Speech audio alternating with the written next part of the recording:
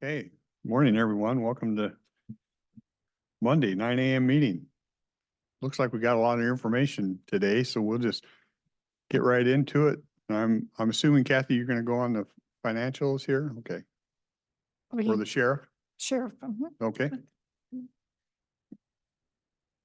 Kathy Funk Baxter, Finance Director. So the sheriff's area has quite a few different funds for different purposes. The first being general fund, which is by far their largest fund. Whoops. Want me to do that one first? Bailey, I'll do that one first.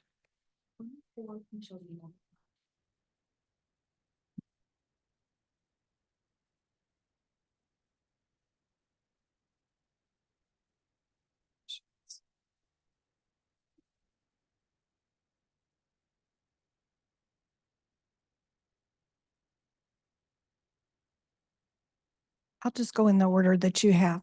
I'll go in the order that you have. So sheriff extradition is a budgeted fund. And so let me make sure I have that one.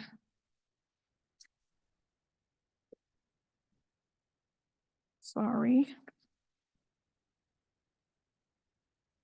And so right now it has no revenue budgeted. So there isn't any variances. And then it has a very small amount for expenditures, basically services. And it's showing an unfavorable variance, but it's immaterial. The total budget for the year on personnel is like 7,000. And those are just the wages that are charged when they are actually on duty for an extradition. Is there a particular reason why it's a separate fund? Um, To me, it seems like that's one of the duties of the. Yeah, I'm law not sure, enforcement but agency. this is something that was in place when I got here. So that's something we can look at. Periodically, we do look at different funds to see if they still have a purpose or a need. And so I'm not sure why it was separate, but it is. I don't know either. At some point in time, somebody thought it was worthwhile to track. Sometimes we expend money out of that for other agencies. This is kind of the function of the assistant prosecutor's office of bringing people back, usually from out of state. Right. And sometimes like a major case, other agencies will go pick up their prisoner and will cover that expense. Yeah, Kathy, I would kind of agree Yeah. on these ones that are smaller. Oh, we just skip. Well, yeah, or they could be incorporated elsewhere. I mean, if you had a line item and something drastic showed up, you'd explain it on the Right. line item anyways. Yeah. But before you go, Yeah. Yes, before we go. the services at 23.8, could you give me an example? Services. I'm not sure what types of services are charged to sheriff extradition. I would assume, in that category, there would be things like if there's gas overnight, lodging, things like that, Airfare, airfare. rental car. Okay, yeah, I'm used to considering a proportionality where personnel costs are more significant than I see here. Yes. So, but you're right, the 1 day flight can be a good chunk of money. I assume we pay also for the individual we're flying out, not only our employee, but the intended. Yes, yeah. You have to buy a ticket for them and feed them, that sort of thing. Yeah. Yeah. Okay, thank you. Okay. That explains it. Okay, next item. If there's nothing material, then I'll just, you're okay. Okay, there's the general fund. This is the one that has the majority of the expenses and the personnel for the sheriff's office. So there's a few unfavorable variances on the revenue side, but they're very immaterial amounts and immaterial as far as budget as well. And then for expenses, the personnel expenses is by far the largest expense for the sheriff's department. It has a unfavorable variance, but it's immaterial. It's basically because your 2024 is includes COLA increases per their contract, and so it's going to be higher than the prior year. But for last year, for example, they were under budget on their personnel expenses. They were at 93% on personnel budget. And they're right now at 21.9%, so they're on track. So those are the things I look for. Are they going to be able to make budget and be on track? So.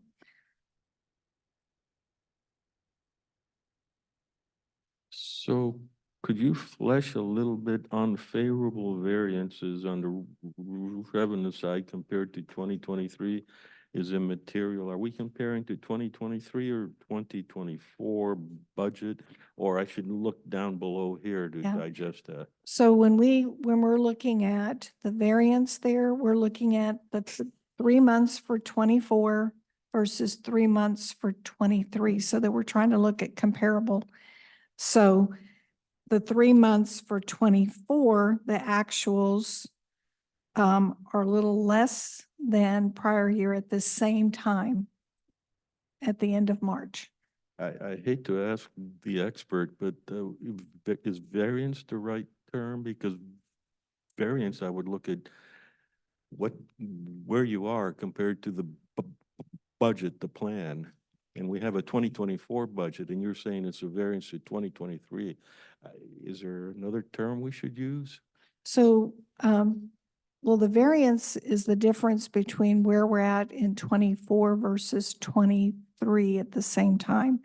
Then below, we're looking at then there's also capacity remaining. And Yeah. so they have sufficient capacity remaining. For example, on the revenue side, they still have revenue to earn. And so, and then on the expenditure side, we also quote capacity remaining versus budget. Does that make sense? Oh, yeah, it all makes Mhm. sense. I'm just saying variance, I usually think of against a standard that you must do something with or about, and Right. there's nothing you can do about 2023. Yeah, this is, right. So this is just saying, are you your variance compared to prior year? Yeah. Activity. And so, really there isn't any, material variance on the revenue. And then, like I said, on the expense, we are higher than last year, and we expect to be that way all year long because, the 2024 contract provides for additional, personnel expense. And then again, as we've seen in some of the other categories, services are higher than in the current year than they were in the prior year. And that's primarily because of the internal billings did go up this year over last year. Internal billings such as IT, risk management.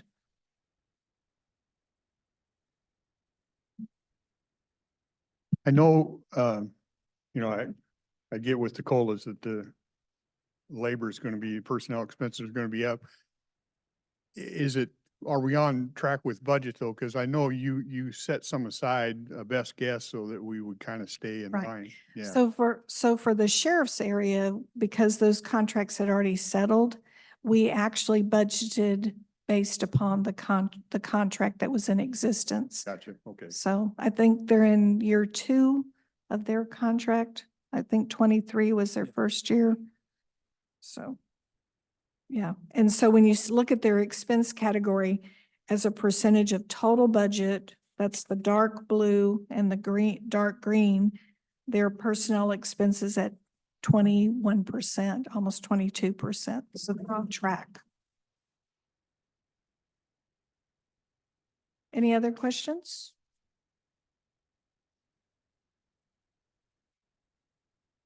Okay, which one is this one? Kathy, I'm wondering if it would be useful to perhaps list in your footnotes the current FTE compared to last year's FTE. Okay, I can do that.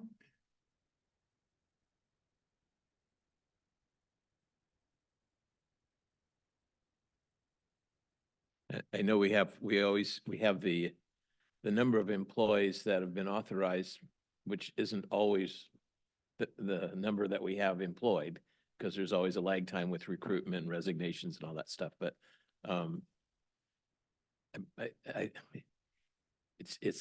it makes a little bit more sense if we also track employment figures for the departments.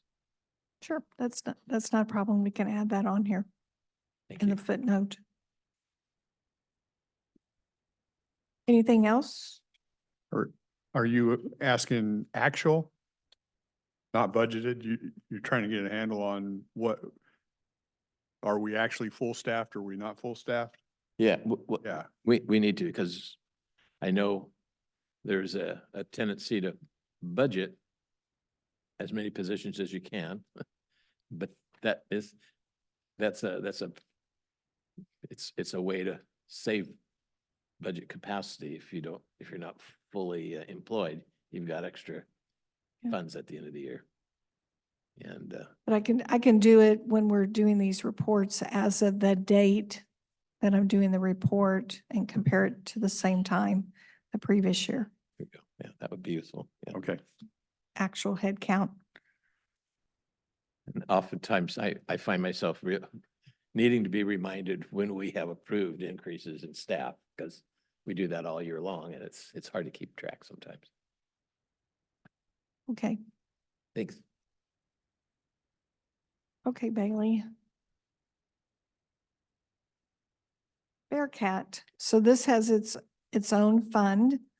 And so there isn't any unfavorable variances. We're actually on track. They've done the billings for the year. That's shown under the goods and services to the other entities. Other financing sources are transfers in, and so we're on track for this one on the revenue side. And then on the expenditure side, there haven't been any expenses so far this year for the first 3 months. But we have budget capacity. On the expense side, what, that includes maintenance? Yes, And there's 2 bond payments per year that have to be made. So Okay. Yep. and those haven't been made yet. So right. That's in So the it- debt servicing. Does this go through the motor pool in some way? I think so. Does the motor pool maintain? They Their- maintain, yeah, they maintain a bill for this. It's very minimal, actually, maintenance on that. The big issue is the debt service on the 10-year bond. So that's the primary thing. Okay. Yep. Thank you. Any other questions about that one?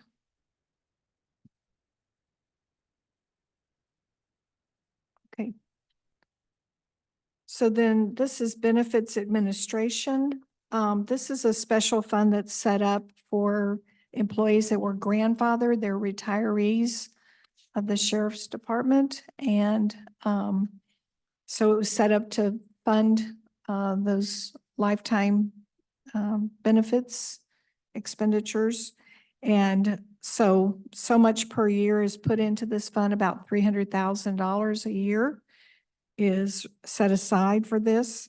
Currently, we have an unfavorable variance on the transfer, other financing sources, because I haven't made the transfer yet. But otherwise, there's really nothing to be concerned there on the revenue side. And then for the expenses, this is where the actual expenses of those retirees are paid. And so far, we have very few expenses for this year.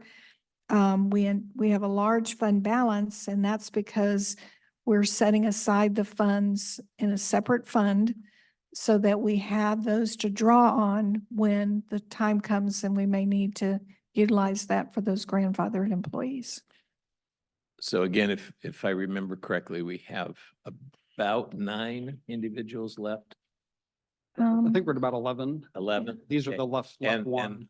and the concern is if they all go into long-term care, Right. it gets, the expenses are pretty horrendous. Right. And so this is to make sure that we have a sufficient amount of funds available for that commitment and that liability. And we're on track actuarially, or have you had a chance to? I haven't had a chance to analyze that. I need to sit down with Katrina and look at the actual number of employees. I think what she told me is there's only one employee right now under long-term care out of that group. Yep. So, Yep, and that's, what told me the other day, it's runs about 96,000 a year for the one employee. Yeah. And this goes back to the 70s, the left one Mhm. retirement plan that it was in existence from about 1970 to 77 in terms of enrollment, but obligation was for a lifetime for these folks. So So how are we handling the era after one closed? That you don't have a similar benefits administration for the other programs. They fall under the general employee category? you're talking about newer employees? Right. There's no lifetime medical. Yeah. So that's what this was a lifetime medical. If you did 20 years or were disabled out, you got lifetime medical. That doesn't exist for employees hired after 1977. So this is the only program I'll see about yes. from the benefits administration. Right.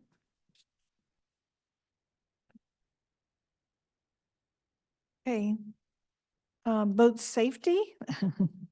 So this is primarily runs on governmental grant funding.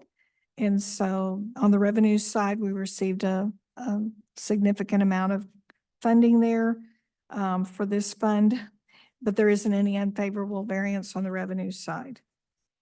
On the, So Kathy, we have a boat, but it's not stored at the boathouse, right?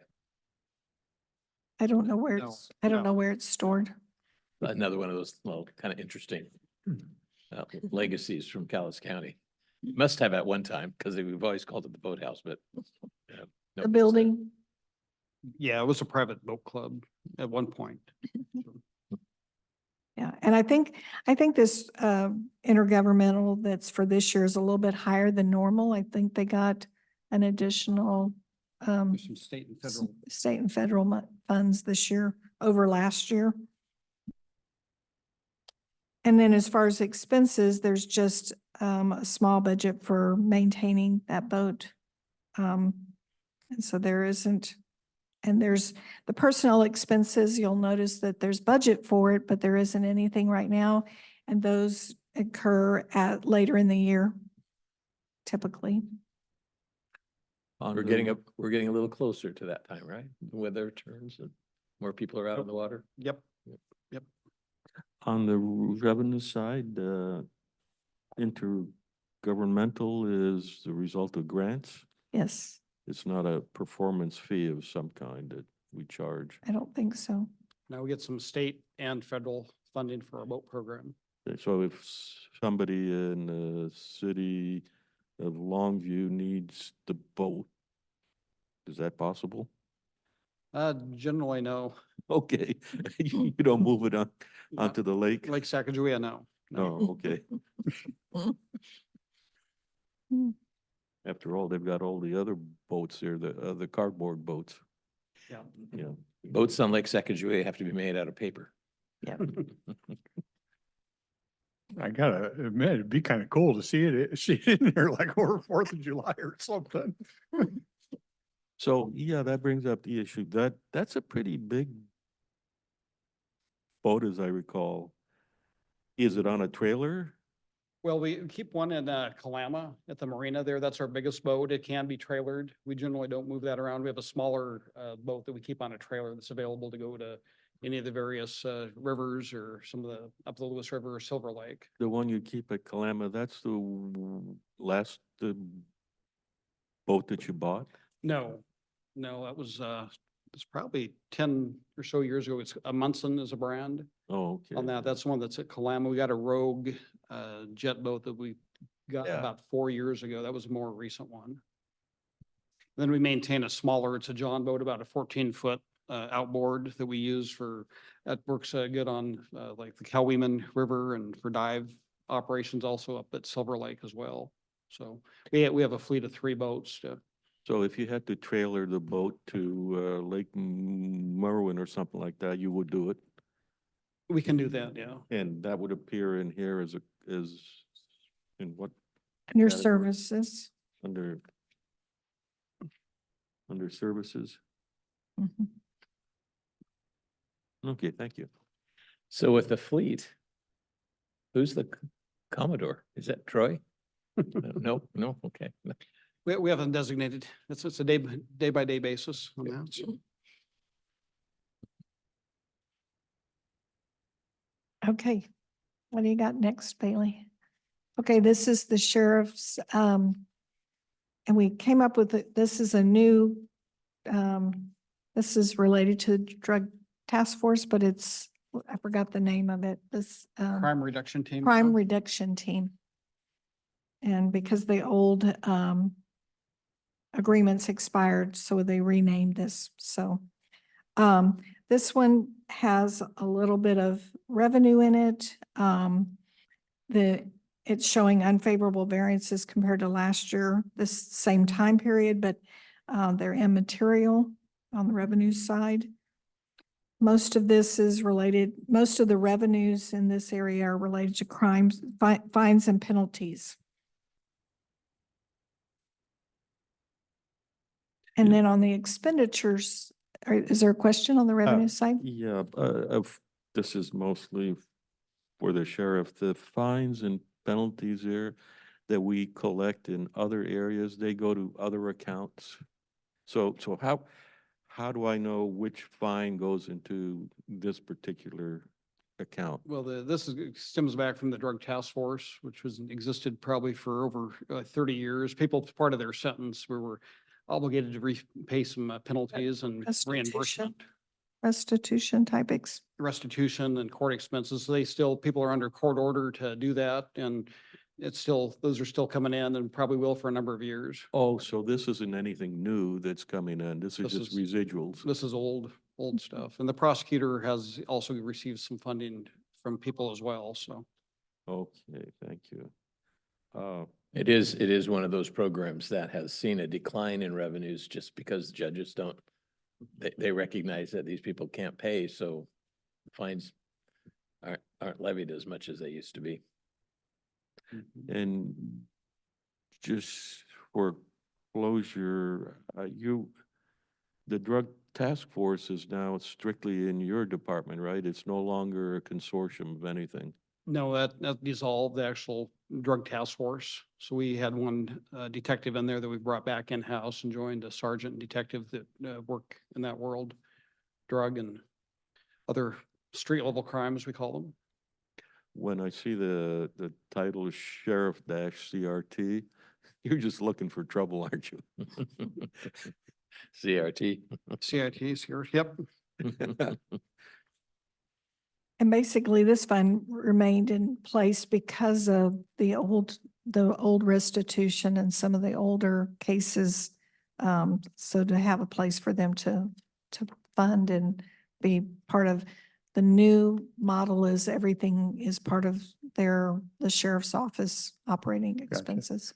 So at some point in time, this ends up going away because restitution has all been done at some Right. point down the road. Yeah.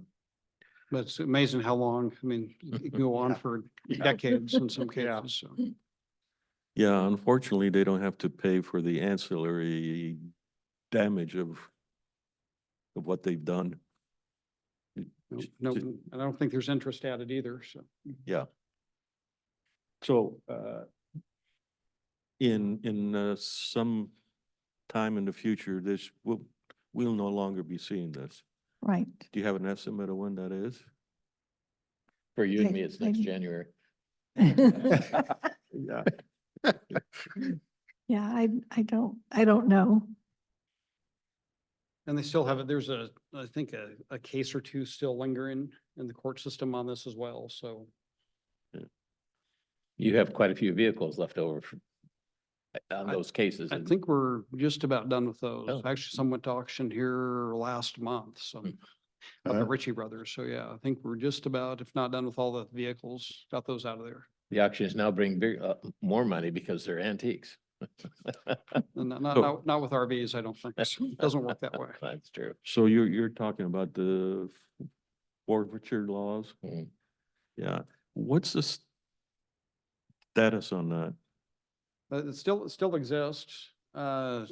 We don't use it too often, rarely use it. It's still in place. It's always under discussion in courts, kind of back and forth on that, both state and federal level on that, but it does exist. When was the last time it was exercised? The last time what? It was exercised, or last time we did an acid freeze? I'm not sure on well, we had one here, actually, I think the last couple of weeks. We had one where some drugs and money were seized by our CRT team. So it still is in place and we do exercise that. Both drug crimes and there are other felony crimes where it can be used as well.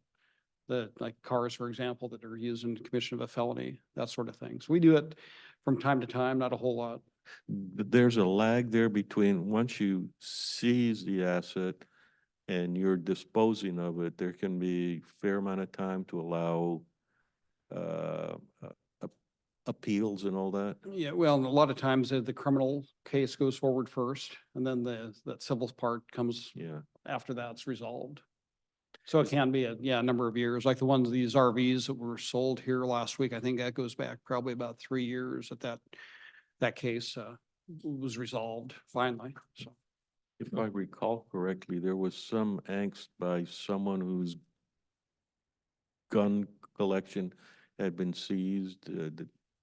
So I guess a lot of care is required in doing this. It's still, it's still kind of a hot topic and under Okay. discussion, so. Well, I didn't say anything.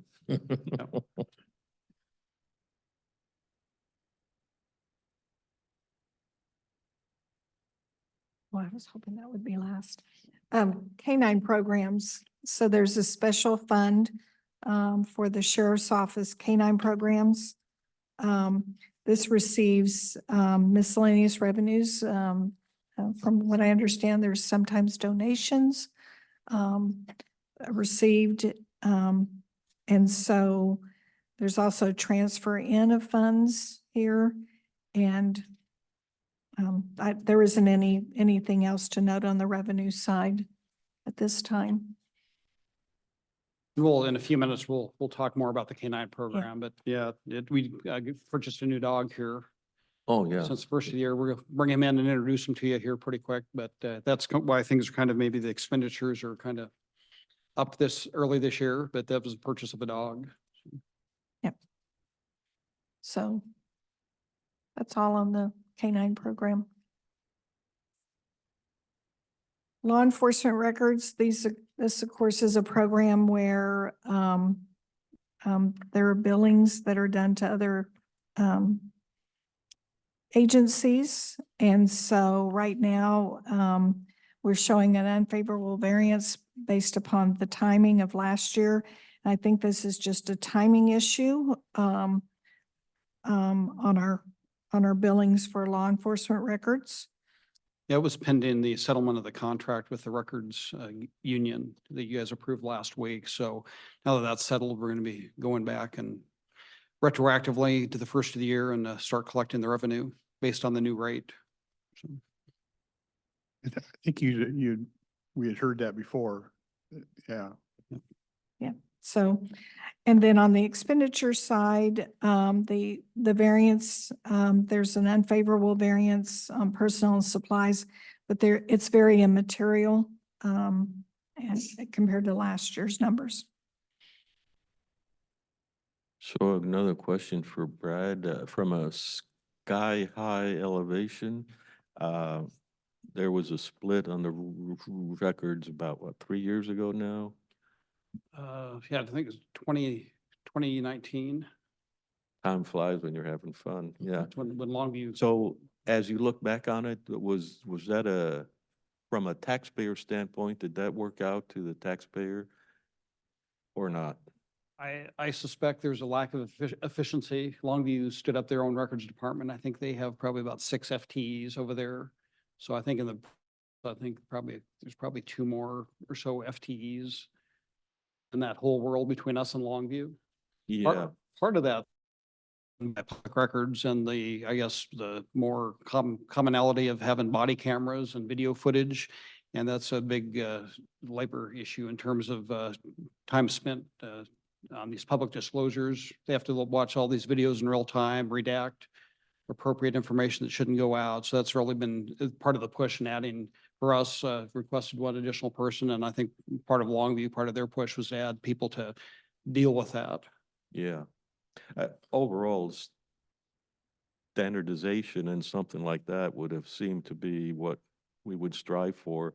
And it's hard to be standardized in a number of places as opposed to being in one place. So, okay, thank you. I'd say there's I guess, a lack of efficiency maybe to that. Yeah. Okay. So next one, this is a law enforcement records, and this is equipment replacement reserve. And I believe this is to provide funding. There's a separate billing that goes out on this for the Spillman agreement or contract or services, I believe. And so this is just to be able to in the future replace those servers and things like that. And there isn't any unfavorable, there's a small miscellaneous, there's a small unfavorable variance, it's not material, and nothing on the expenditure side.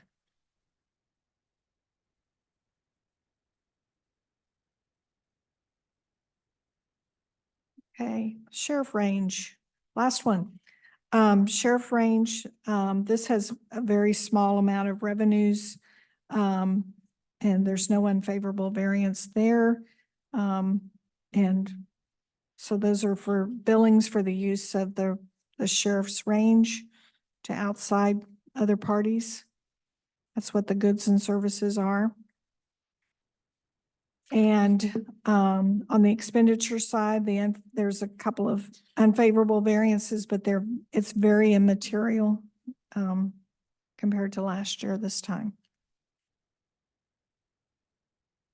And I'll mention, we went kind of different funding formula with this new range. It's a per day use. There's a half day fee, then a full day fee. And we're running about 85% of the days or the range is in use. We have agreements with all the municipal police departments, the jail, and the State Patrol and Fish and Wildlife. So it's the facility's getting heavily used. And I know as part of my slideshow here, we got at least a picture. We're going to talk about that a little bit, but it's up and running and very pleased with it. When you say 85%, does that mean rain, snow, sleet isn't going to deter people? The what's that now? They're half the year here, it's going to be pouring rain, or at a quarter of the year. Well, they use it. They use it rain or shine. Okay. And sometimes snow too. So. And I assume we're talking about the gun range up north. Yes, up by the public range. Yep. No Crystal Pool anymore? Well, we extended our $1 lease with them here, I think 2 years ago. That's used on occasion. The SWAT team will go out there. And on occasion, we'll still use that part of the incentive. It's nice to have a backup place to go, but also part of that, if we can continue that relationship with them, kind of forestalls the necessary cleanup and that's going to come at the end of the road somewhere when we turn that back over to Weyerhaeuser. There's some obligations on the county, but it serves our purposes now, and Weyerhaeuser seems to be happy to continue that relationship. So I believe I think it's $1 a year we pay to maintain that. I think it's a good investment. So you haven't had an indoor range in a long time, right? No, probably in excess of 20 years. And So- the device that you use for training, we've talked about that, and I thought that was kind of neat. This scenario where you're using a make-believe. Oh, Yeah. the scenario, yeah, the virtual reality thing. Yeah. Yes. That's still used? Oh, yes. Oh, definitely. Yeah. Yep. it's proven to be a good thing? Oh, yeah, it's very good, especially with new officers and all. Basically it's a virtual reality interactive screen, and they actually can various firearms, baton, taser, pepper spray, and based on the scenario, the operator can actually, the scenarios can go different directions depending on how the officer's dealing with it, and they can escalate it or de-escalate it, and it's geared towards making appropriate decisions on which level of force to use. So yeah, that's definitely Good. used on a regular basis. So Brad, I do have one little question. It's an operational matter, and that is with maintenance. I know our Parks Department has some maintenance responsibilities for the public part of the range.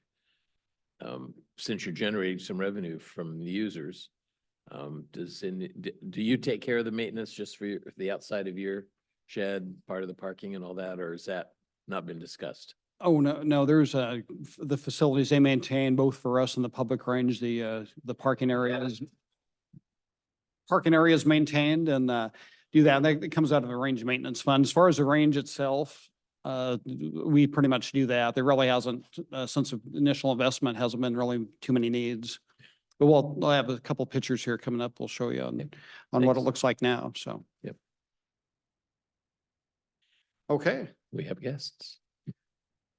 And I did, I don't know how much time we have. I think we went a little bit long, but did have a little slideshow. We'll try to go through that here fairly quickly. But wanted to introduce our new canine, Deputy Brady Spalding. He's been a canine handler for a number of years. His previous canine, Icarus, had some health issues, and I think he was over 9 years old. Had to take him out of service last fall, but due to the fund we have, the funding from the county and the citizens, we're able to get a new Belgian Malinois. I don't know if Brady wants to mention a little bit about selection and the training you've just completed. So again, my name is Brady Spalding, been here for about 16 years. This is my new buddy Milo, 2.5-year-old Belgian Mal. Came from the Netherlands.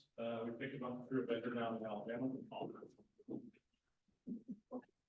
Very energetic. A little bit about our training. We did our training through the Clark County Sheriff's Office with a master trainer certified with the state. So you get us certified as a patrol canine team. It's a 400-hour class. We completed about 300 or so hours of that class. As an experienced handler, state requirement is a minimum of 200 for me. So we got a majority of the full class hours in, but we're certified working the street. Part of our training it goes with a lot of obedience, control work, which is we relate to fight work, getting them to out and listen to commands that are given. We do a lot of tracking. The primary focus of our dogs is all locating tools. We do a lot of tracking, searching, where we use their nose. As I think he's interested in you, Arn. Don't make any sudden movements.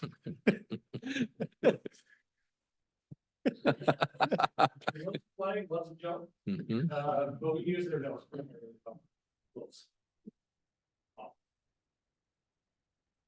Use their nose to help locate suspects out in front of us. It's safer for us to put a dog out in front of us to locate a person than to try to put a person inside a confined space or a densely moved area. So that's what we use that for.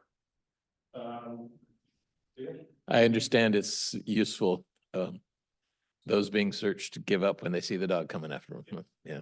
So a little bit about the selection process, what we did, we started off a lot with them, as we did in Alabama, we got an abandoned hospital that we're able to use. And we do a hunt test, so basically fall into a dark room, adjust the space. See if they're gonna hunt. We're gonna hide something for them to go find, and we see if they stick it out until they find it. We don't wanna select a dog that's gonna go, oh, I can't find it.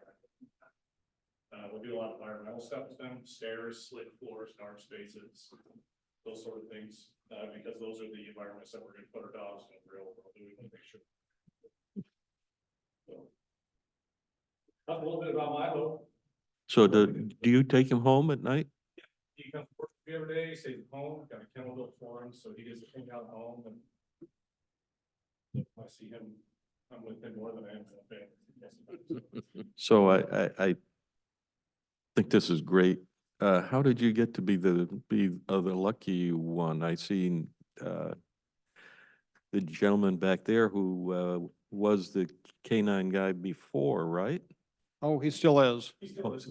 Oh, We got- So that's- we have 2 dogs in our department, so Milo is our patrol dog that's used for apprehension and locating suspects, and you'll meet Kilo here in a minute. Oh, He okay. He does, you know, Kilo. Yep. Kilo for the drug dog. Yeah. Looks for kilos. uh, it's a selection process, so I replaced, Deputy Brett Harris, he ran 2 dogs for us, Oh, Nitro got and it. Fritz. And so when his second dog retired is when the position opened up, I applied for it. In order to get into that spot, you can go through a resume interview process. And I got put into that position in 2017. I spent almost 9 years getting beat up by Brent's dogs. Dogs for about 9 years, for a lot of time, so I think that helped me learn a bit more about working with dogs on the street, so. And he also, Icarus, the retired dog, lives with Brady. So he's sold him Icarus for $1 and he's taken on full ownership responsibility for Icarus for as long as he has left. So So how soon do we see him out, on the job? You're working right now? We started Okay. like 2 weeks ago, so we're on day shift right now until next month, until our rotation. We're out. Right. well, thanks, Brady. And I knew, if you Oh, have a Kilo, A quick just question. come up and say hi and. One more quick question.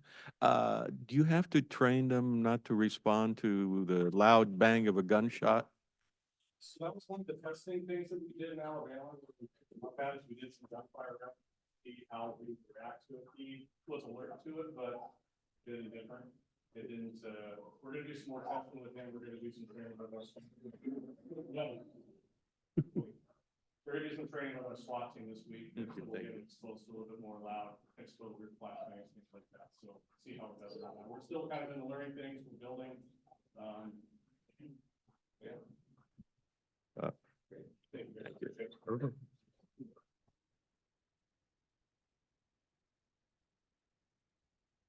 Hi, I'm Deputy Matt Aguilar, and this is Kilo, your drug sniffing dog.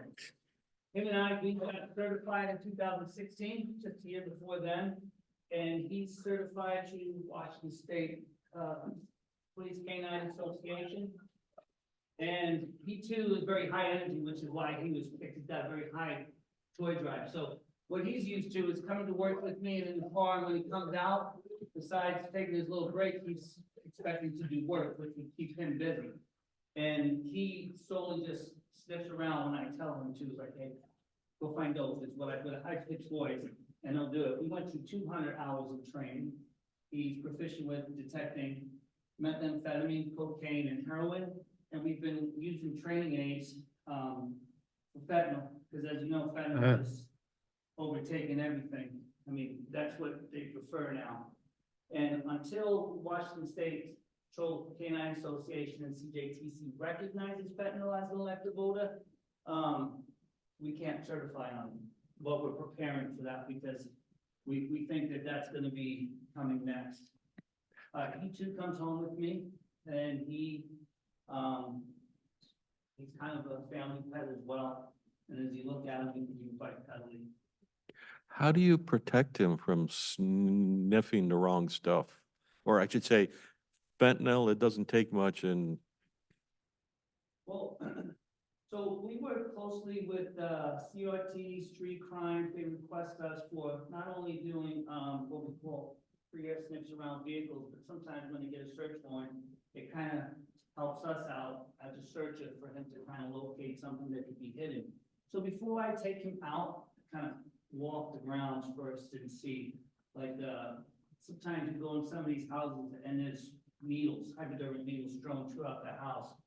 I'm not gonna put him in that, right? Because if he steps on it, he could get hurt. So that's if I can't see it, yeah, he can end up being exposed, and then I would have to hit him with the Narcan. Because the Narcan works for him just as it would work for us. he's always on the leash? Say again? He's always on the leash when he's being deployed? Depends on the environment. Since we've been training, it's known that he's works better without me, they like to say.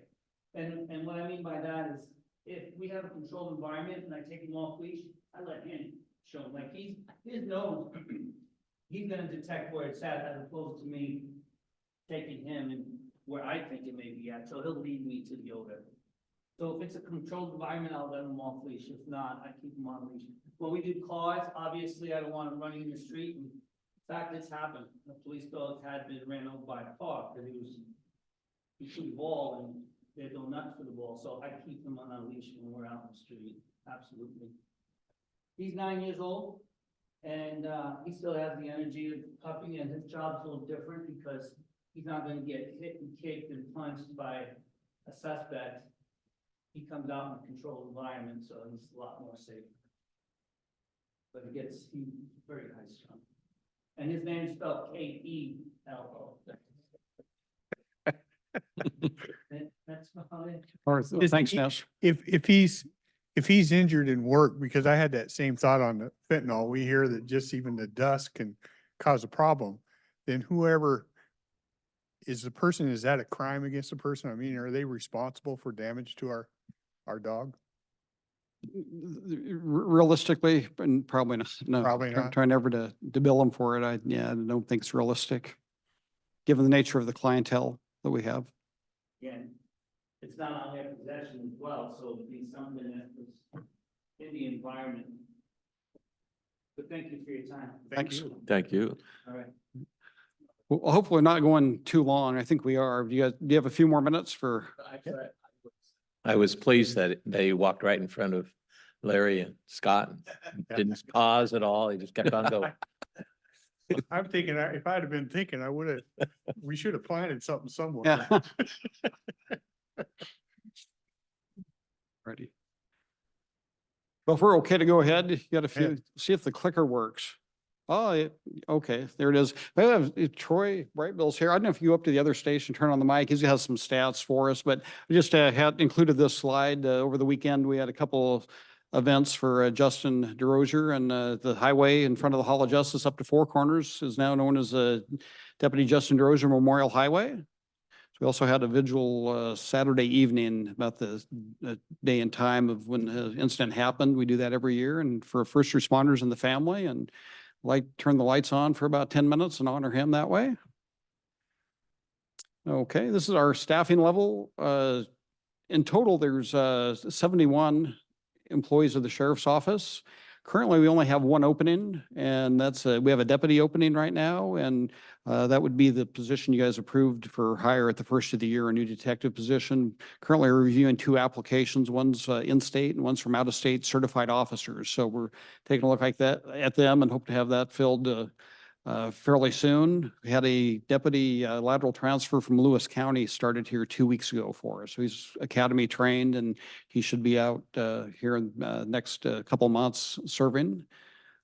Just the only, I guess, maybe a few highlights. We've added 2 animal control staff, as you're aware of, at the first of the year, and then changed the structure with the behavioral health folks. Instead of being non-contract, brought those in-house as county employees. So I don't know if you have any questions on this, or. Well, I know it's only been since the first of the year, but is that with taking over animal control, has it been fairly smooth, or? It has. Actually, I got a slide coming up. Oh, So okay. we'll get to that in a minute here. So, all right. Troy, do you want to go ahead and, Troy has some statistics of, last year? For this year, This first year? quarter of this Okay. year. So these are for our patrol division. So far from January 1st to March 31st, they've had a total of 5,964 total calls.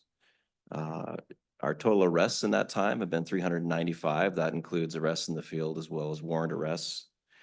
We've had 25 DUI or reckless driving related arrests. The deputies have made 878 traffic stops. They have conducted 76 school checks where they go visit the various schools out in the county, and a total of 272 recreation area checks. Our various parks, recreation areas, a lot of that is also our Pacific Corps deputy.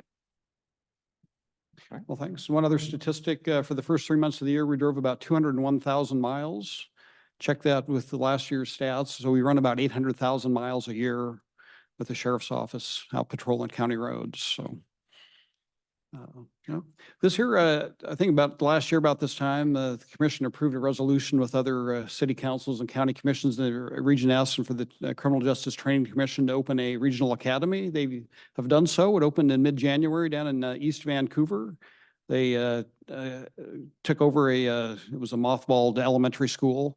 I've taken it over. The first class started January 16th, and we have 2 recruit deputies in that class. They started with 32 recruit officers, and they'll be graduating here May 21st. So for us, that's a great benefit to have folks going to locally. They commute home every night, and it's a big advantage for us in recruiting folks instead of going up to Seattle for 5 months, being away from their family and that sort of thing. So it also allows us to have some local input into the training process. They have 3 full-time officers. Vancouver and Clark are supplying those, but some of our deputies go down and teach various classes as well. It's reimbursed by the state for their time down there training, but that allows us to have some direct input on the recruits that we get and not just rely on them going up to Seattle and coming back with that mentality. So that's worked out really good. And part of this as well wasn't really envisioned initially, but there's been a big push to get corrections officers hired and trained. I know Marin had somebody hired here at the first of the year and tried to get them into their basic training. It was going to be 2 years out. So during the legislative session that just ended, there's a big push to do more training. And part of that, they're going to start doing corrections officer training at this regional academy as well. And that's a 10-week course for corrections officers. Our officers are a 19-week course. So training is coming regionally, and we're hoping for certainly a better product and shorter turnaround on the training instead of waiting for months and months. So If someone from Ponderay County wanted to attend, that would be allowed? They could, yeah. Part of this push for regional campuses. They have one in the Tri-Cities that's been open since May, and they're looking to do a couple more, one up in the Snohomish County area and possibly Kitsap County. Those ones haven't opened. Spokane's traditionally ran 2 academies over there, and they're going to continue doing that. So, but I know on this one here in Vancouver, they do have, I think, about 7 or 8 deputies like Mason County, Thurston County down here. Mm. And part of that, the training commission does pay for hotel rooms. So there are some people that are actually not commuting home every night at this one. So, but the push is to have local folks primarily. Those from Mason are here because the other openings aren't available. Or there are Correct, no yep, openings yep. up there. There was a time there, yeah, we're waiting 7, 8 months to get people in. They're supposed to start within 6 months of hire. So they weren't meeting that standard. This is helping us meet that. Okay.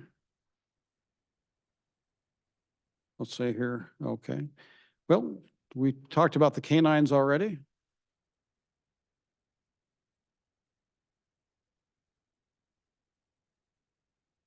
See how we're doing here. There we go. This is our law enforcement record staff. We're fully staffed now and up and running. I've added 5 employees since December of last year. We're about half their staff. There's some turnover, but the 5 new employees got some great people completing their training and getting out there and serving. They're the ones that serve 24 hours a day, 7 days a week, and do under contract with the cities to maintain that obligation to have that availability.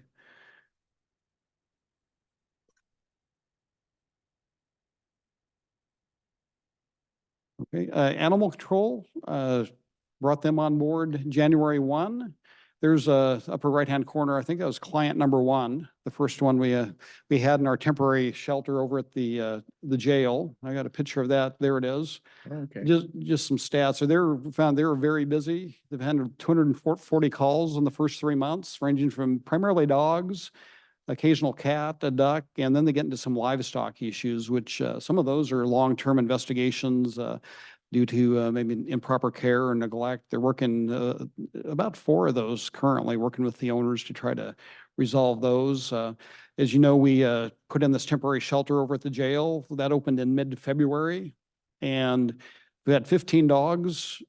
run through there. 10 of them were able to return to the owner. 5 had to ultimately go to the Humane Society. So at the $300 per animal cost over about a 6-week period there, we saved about $3,000 by having this shelter, and anticipate that's going to continue and more than pay for itself. And there's some stats up there. January, we had 22 dogs we lodged. Then we did get our shelter open and dropped to 5 each in February and March. I will mention the January number was skewed. We had one case with 11 dogs that somebody was evicted from their home and moved into an apartment with a relative, but couldn't have the animals in there. So in their vehicle, they had 11 dogs and 2 cats. And you can imagine it was a pretty sad situation. We investigated, actually, the person did go to jail.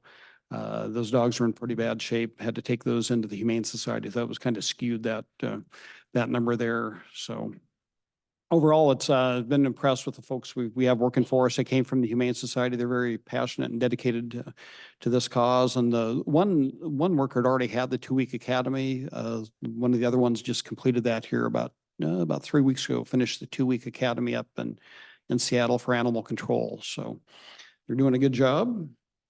A quick question, if someone hits a horse on the highway at 3 a.m, they still give the sheriff a call? Yeah, if it was, yeah, we'd go out on that. It'd probably be a vehicular accident at the very least and get the roadway clear. In terms of removing the carcass, our animal control folks will do smaller animals, but we have an agreement with the road department, like deer and above sort of thing. They'll come and take care of the carcass will on that. come? The road department Oh, will come got out it. and do that. So, yep.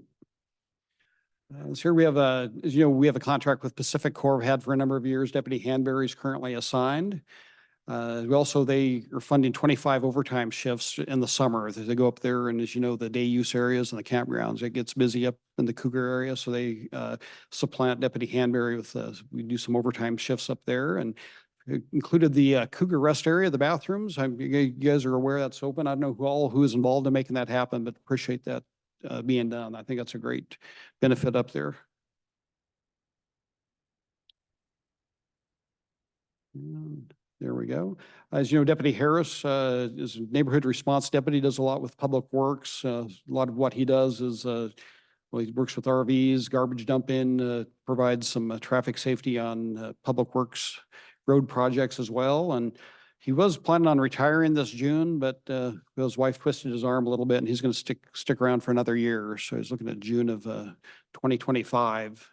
And I will mention on the RV issue, Carl's let us know they're up and running now. They can start processing abandoned motorhomes again and get resolve that, so we don't have to go out of town. Or I know there was I think a contract potentially with somebody out of Portland, quite expensive, but Carl's has stepped up and is up and running, doing that now again. So This always seems like a hard assignment. Is this viewed as, oh, please, sheriff, don't appoint me to this? Well, Deputy Harris has been the first one, but I know when he was rumored to be retiring, there were several people were interested in doing that. Oh, Yeah, That's good. I think we need that. yeah, he does. He kind of a catch-all for maybe lower level things that aren't maybe necessarily a high priority in terms of our view of criminal investigation, but there are neighborhood issues like the garbage dumping and these sorts of things that makes a big difference in the community. Yeah.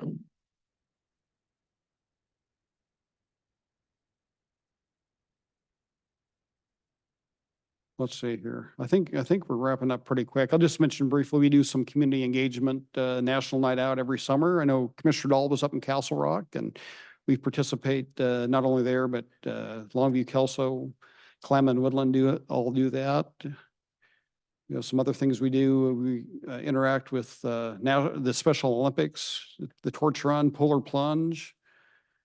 Do Shop with a Cop. The chaplaincy heads that up along with the sponsorship of Walmart every Christmas season. Take about 20 kids between us and Castle Rock. We do that. The other police agencies with Walmart and Target, they help take care of kids in the community.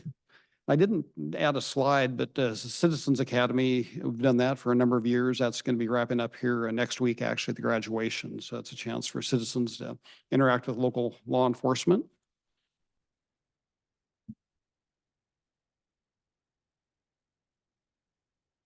Okay, here's the new range. It's been developed, it's been fenced.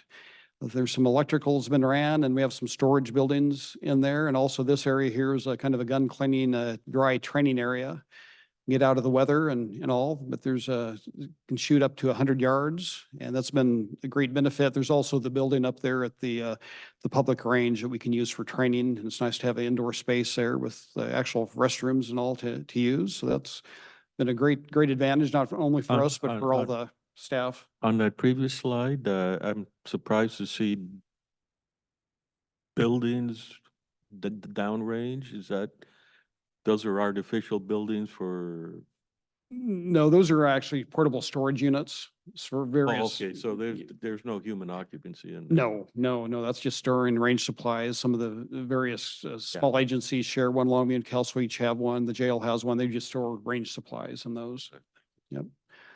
Our peer support team, something that we ramped up here over the last couple of years in conjunction with the chaplaincy. We've received a grant to contract with a group that does training of our folks to help their peers. It's been a big issue nationwide with law enforcement in terms of, retention and suicide and general well-being of officers. So we have our in-house folks who are trained to help their peers with whether it's personal or professional issues. Legislature also funded through the Association of Sheriffs and Police Chiefs a app it's called Cortico, and it's tailored to each agency can have it tailored to their agency, and that's what we have there. The sheriff's office has our peer support folks, our chaplains, and other links there for therapists and self-assessments, whether it's substance abuse, gambling, sleep issues, marital issues. There's just a whole array of resources available for our officers. It's something we're doing too, as law enforcement is nationwide, trying to address the needs of our law enforcement personnel.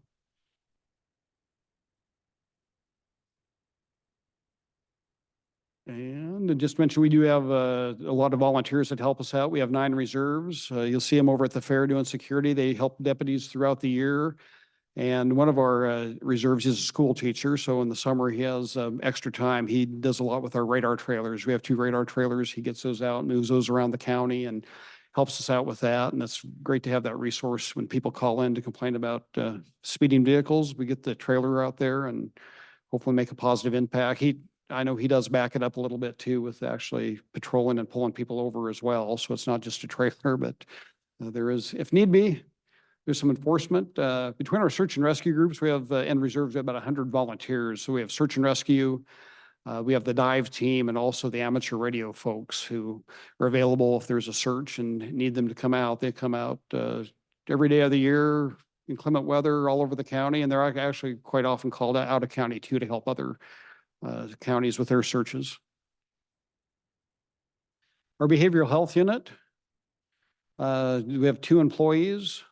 I don't know why that car is sideways or how that happened, but anyway, as you guys are aware, we switched from the Columbia Wellness model with 4 folks under contract to 2 in-house folks. That happened March 1. And they're out there working available. They're working, actually changed the model. We were doing 7 days a week with 4 folks, changed it to 5 days a week. With the 2, they're working and they're out assisting deputies. They also engaging with, it's a countywide program funded by the mental health taxes, so they help the smaller cities as well. Longview has their own program. They interact with the fire department's coroner's office. Last Tuesday, I know they were up at Riderwood at the community meeting. So they're establishing these contacts and are available as a resource to help with folks that are going through mental health crisis. And I know we had some, Jordan Spencer from my office kind of oversees that. He provided me some slides, but actually, I think maybe we zipped through those already. Yep, we're back to the beginning. So that completes everything I had. And I don't know if you have any questions or. That's a nice job. I do have a question. Where do you stand on the evidence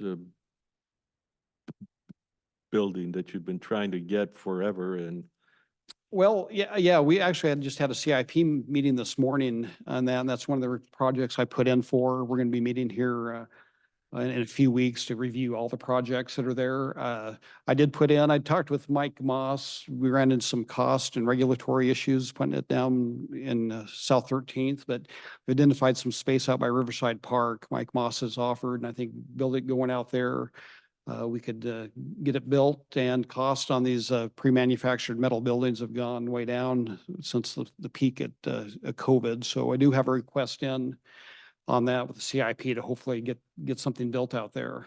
The location seems strange to me. Riverside Park, Yeah, but there's a side area where there's actually a couple of metal buildings already that the Parks Department has out there.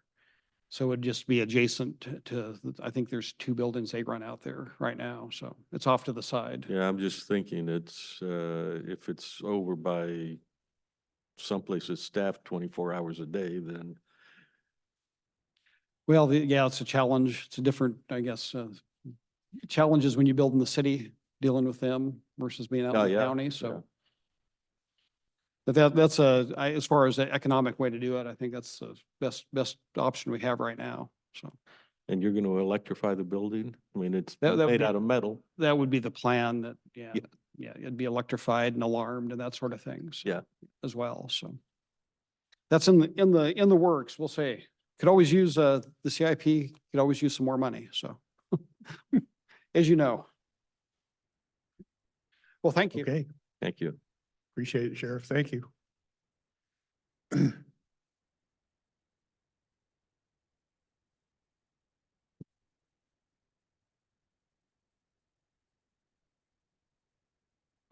Since we've run long, would you like to reschedule or would you like me to go ahead? I'm for going ahead, but that's, We just,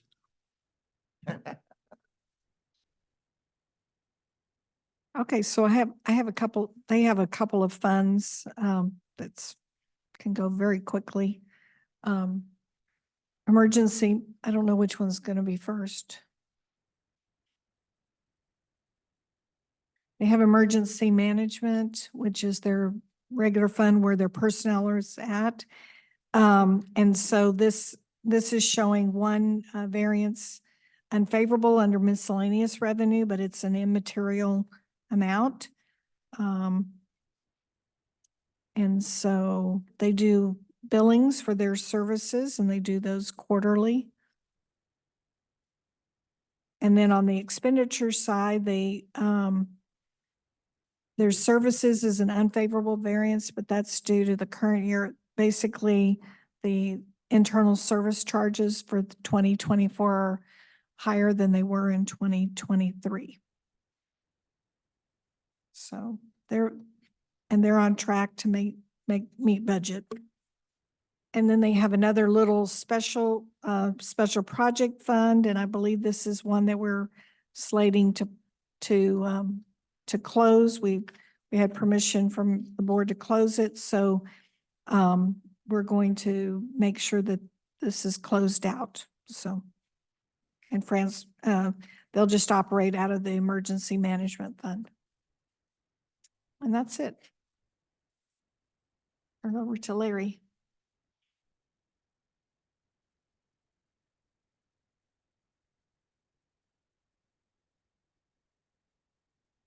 While she's bringing that up, I just want to thank you for the for the opportunity to share a little bit about what we do here with emergency management.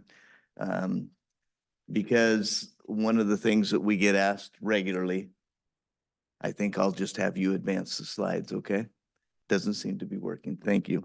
Commonly we hear, what is emergency management and what do they do?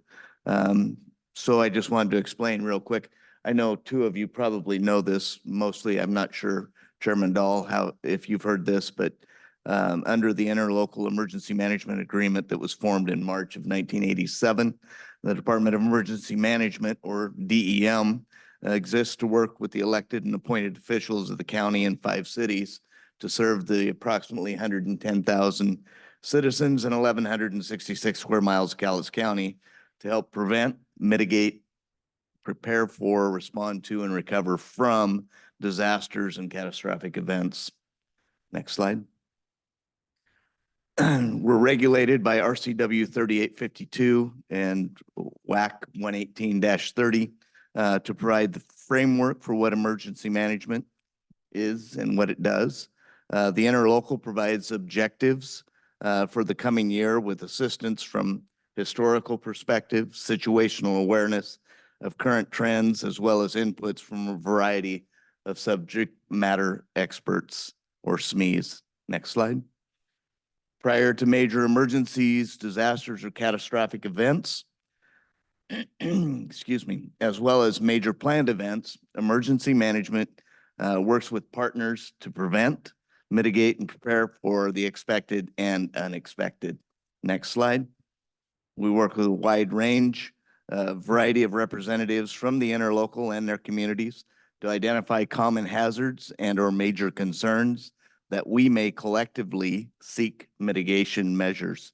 We work with a variety of departments and agencies, both government and non-governmental, to educate about topics such as preparedness, continuity of operations, and what it means to have a plan in place, an emergency contact east of the Cascades, and lessons learned from disasters both historically and recently.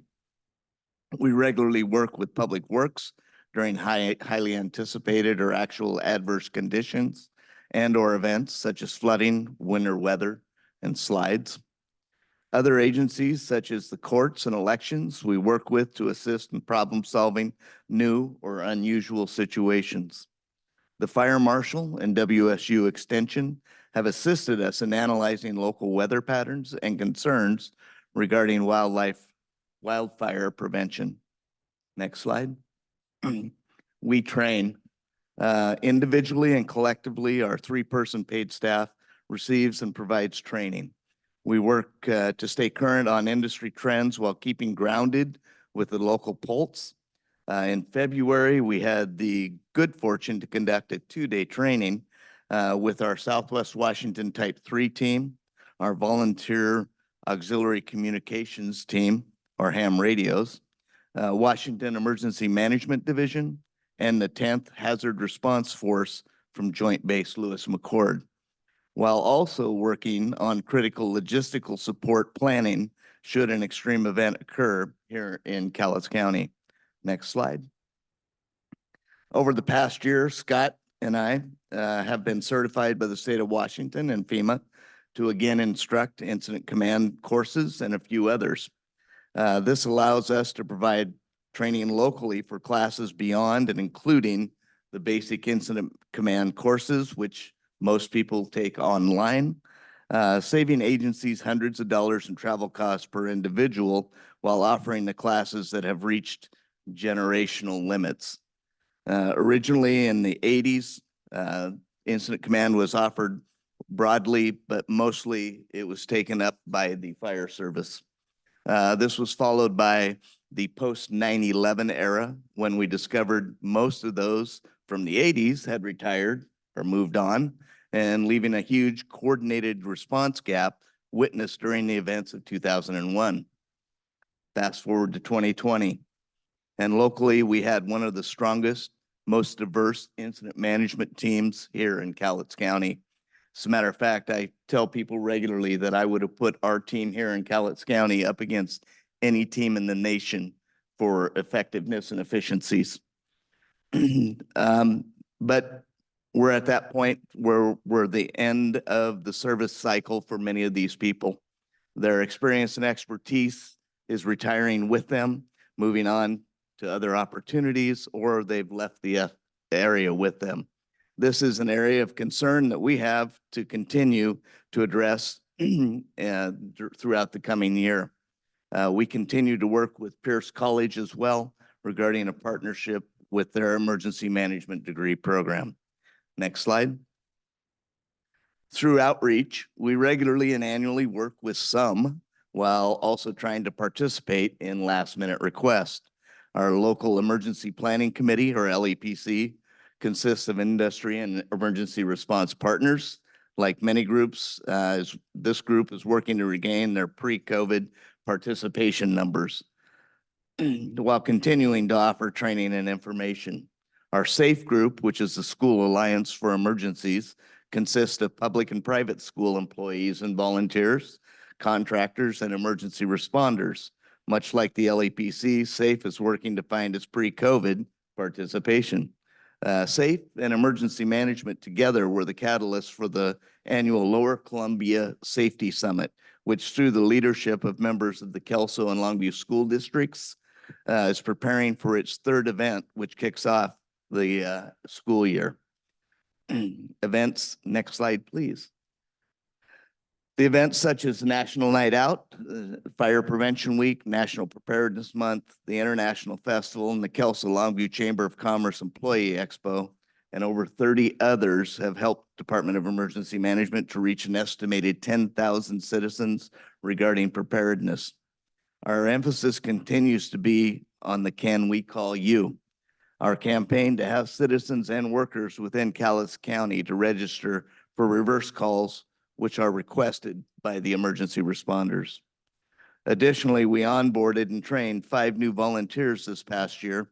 Many completed ICS 100, 200, and 700, while 3 completed 300 training and 2 just recently completed the ICS 400 training. Next slide, please. Another critical piece to prevention, mitigation, and preparedness is the development of plans. In January of 2025, the county's current comprehensive emergency management plan is due to expire, and we have a priority for the remainder of this year to redo this plan. The review of such plan allows for the update of critical information and an opportunity to tabletop and exercise plans for expected outcomes. Next slide, please. Response, there's a common misconception that Department of Emergency Management is in charge of emergencies. Next slide. Truth is that we support the emergency response agencies on the front lines in a variety of ways. Next slide. I'm trying to get through this in a hurry. In addition to the traditional emergency responders, our ACS group, again, the ham radio and volunteer drone team, search and rescue volunteers and dive team participated in over 150 activations, trainings, meetings, and other efforts. Our Emergency Operations Center volunteers were activated to some degree 40 times in 2023. Next slide.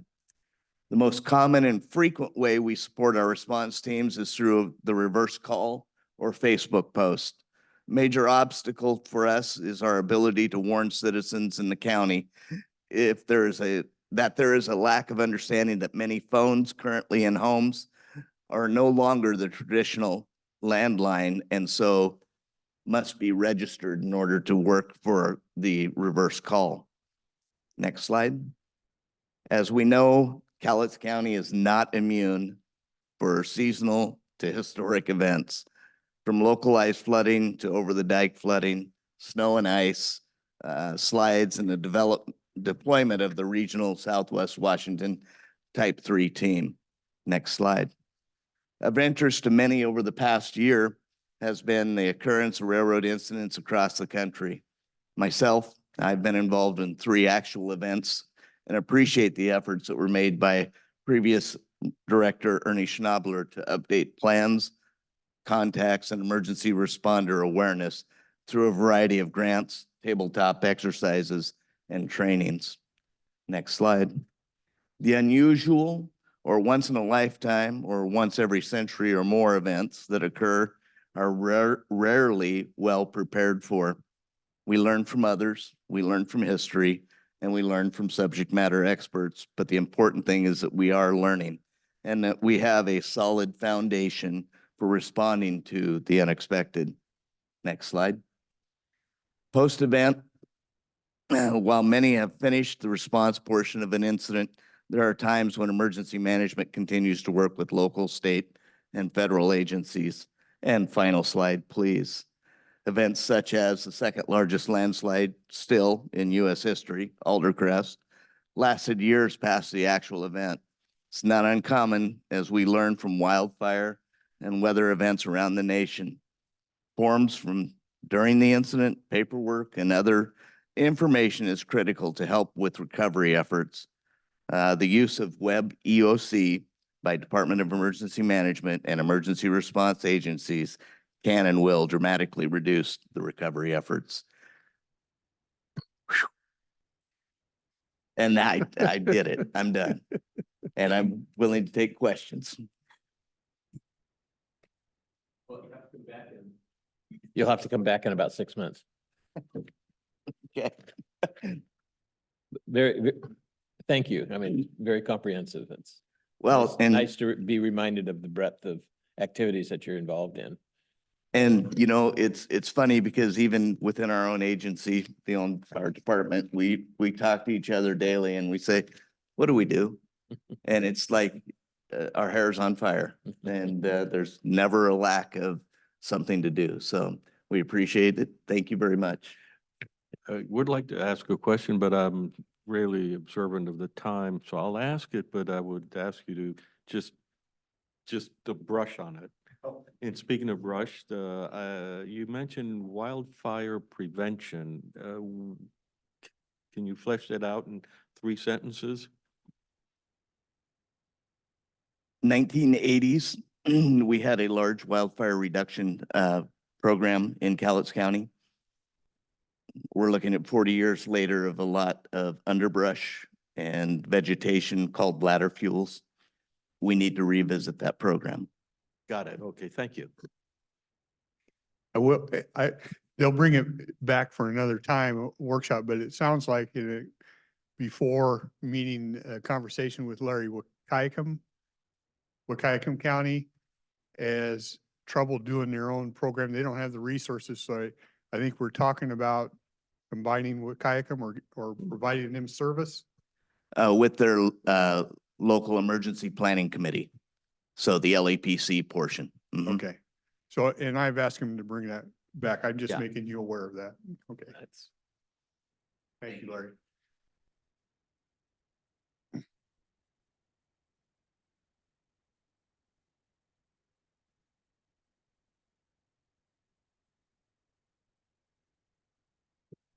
Okay.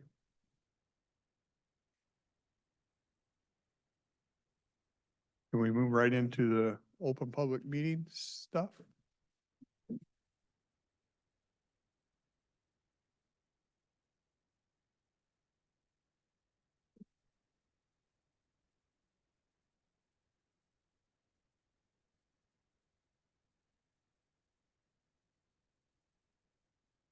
Okay, the first one I see on my list here is Cowlitz County Emergency Medical Services District. Do we have that? I think that's our motion item for tomorrow. Is that correct? Okay. Well, thank you for the opportunity to speak today. I'll preface this with, we were invited today to ask or answer any questions that there might be about North Country EMS and the EMS District 1 area.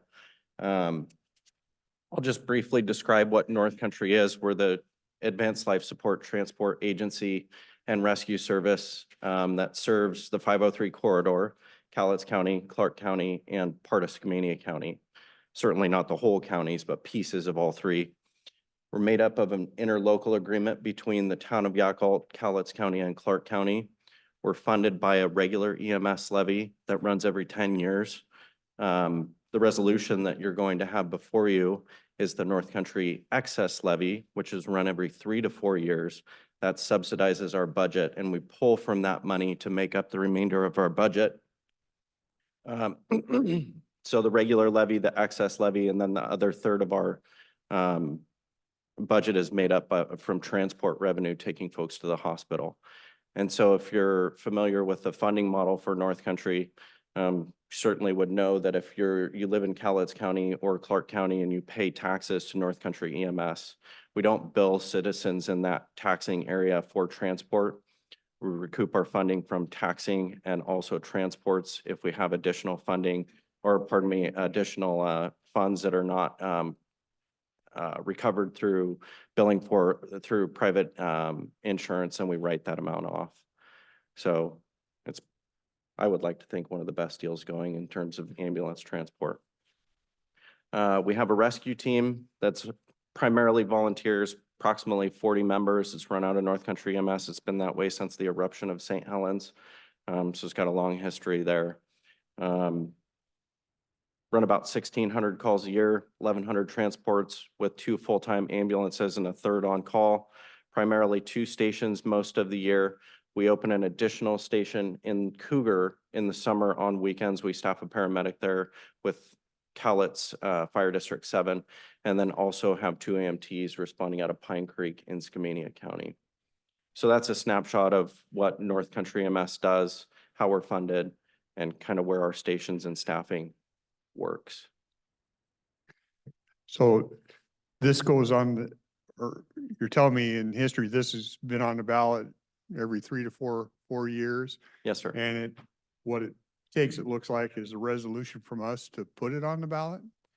We provided the Thanks. we Yeah. provided the resolution. Yeah, correct. And then, So the 3 of us are your board of directors, right? Correct. Right, I Yes. mean, and the only time you meet is when you come and ask us to. oh, do Exactly that. right. So it's really, Yeah. so Okay. District 1 is for Callis County, but you're a conglomerate. That's right. You've got Yes, it's similar- very unique how it's made up through the interlocal agreement. But it makes sense because, the needs are on both sides of the river down Yeah, in your Okay, neck of yeah. woods. correct. that, Yeah, that makes more Yeah, sense. So yeah. REACT is their board and they're saying, we'd like to put this on a ballot. Are you okay with that?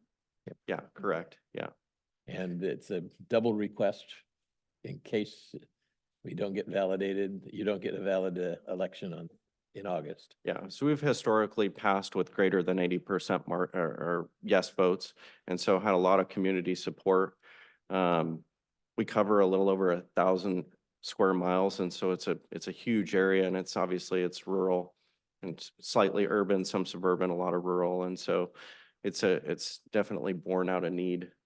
We can spend upwards of a couple hours just responding in the northeast part of our service area. And so a lot of times we're the ones that are showing up, the only ones that are showing up. So, yeah. But your understanding of how the interlocal agreement and how you represent North Country is accurate.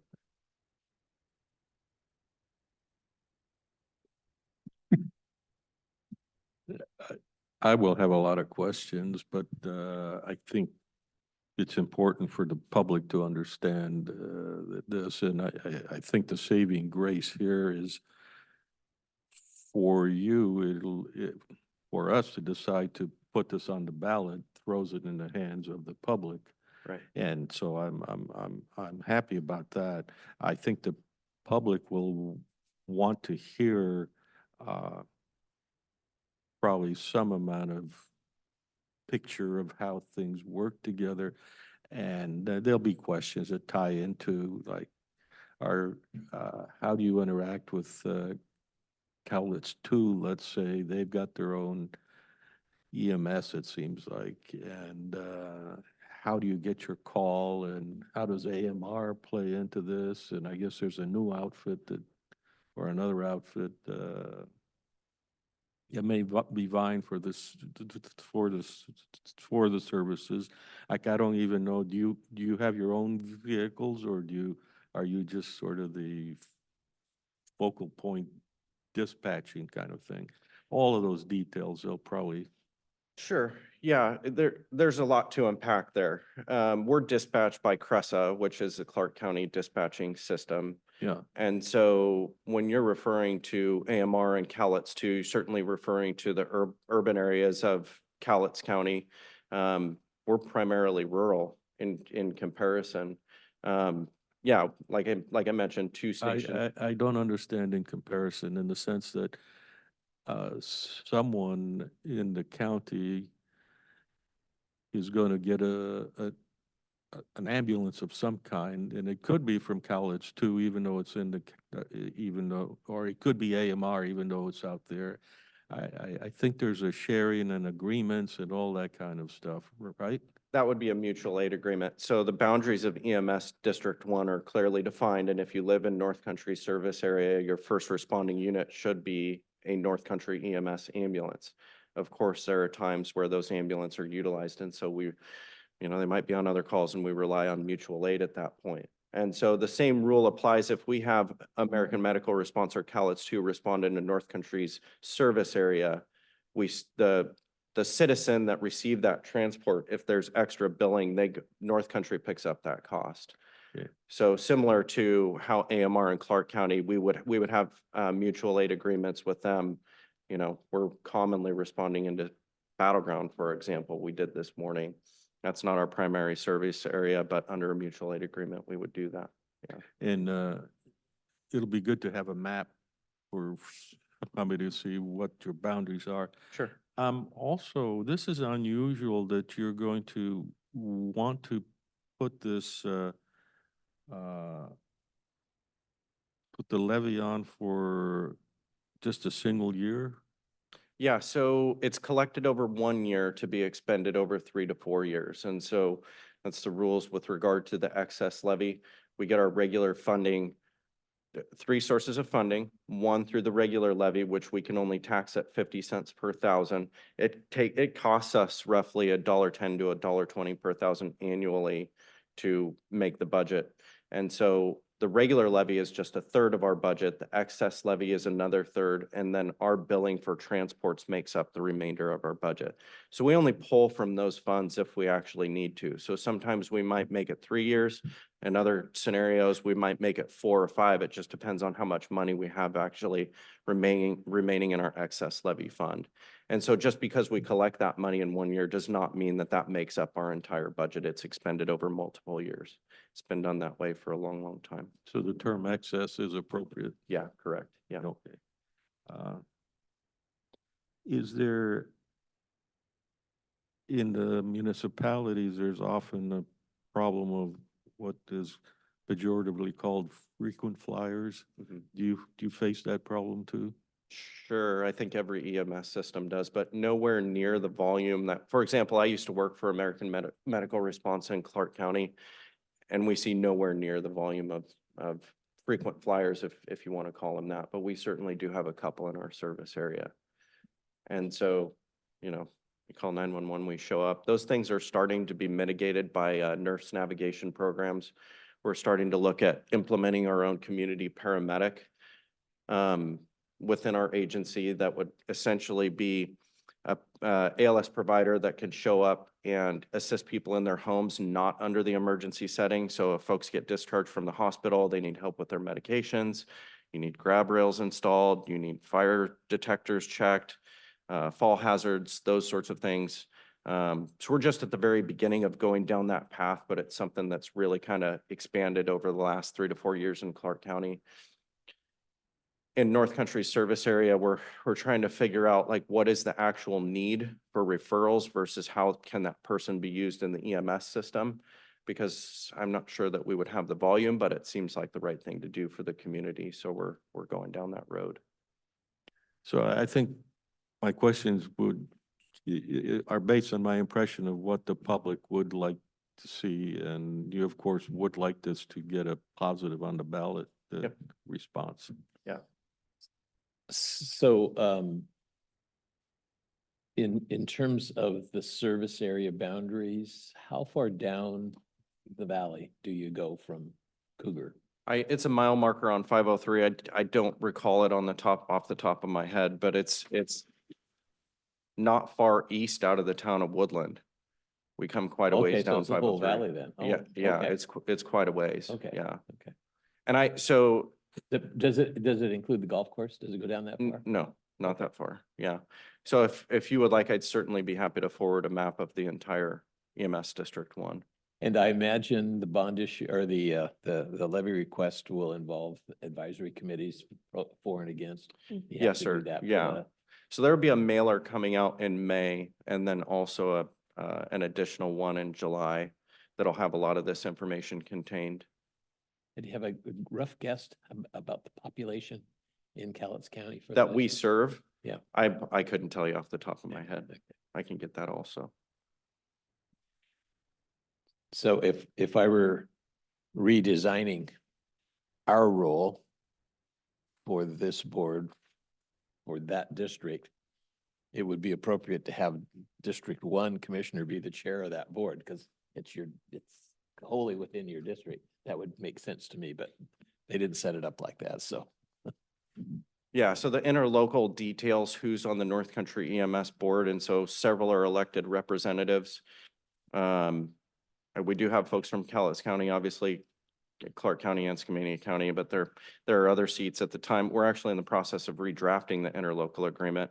There are seats on the board that are designated for the logging and timber industry, which is not as relevant now as it was when it was created. And so we're going through the process of updating that. Great. Okay. Any other questions? That was helpful. Yep. Thank you. I appreciate it. Thank you. Thank you. So we will be seeing you tomorrow again. Yes, sir. Yep. Public, I've not seen any public works people.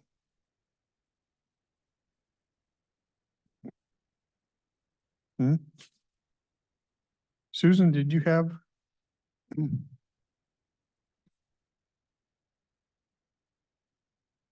Probably just the stormwater.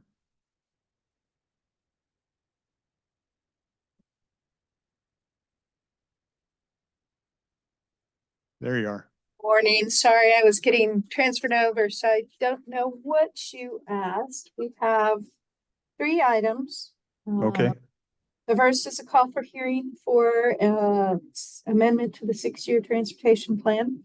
We're adding 2 additional projects that we applied for some larger culverts, and that process is moving forward on the state side, on WashDOT side, and we want to get those on our tip. So as soon as the award comes through, because I'm being confident, glass half full, we will be getting awarded these 2 projects, and we'll be moving those into the process.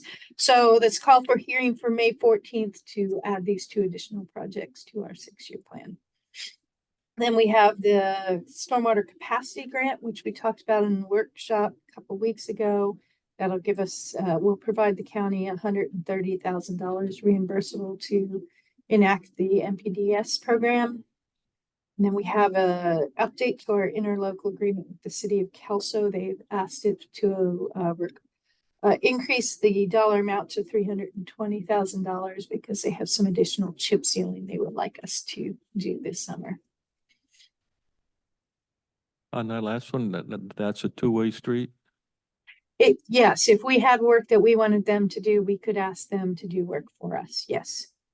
So the 320K is just an aggregate? It could be all spent by one side or half by each side? Yes. Okay, thank you.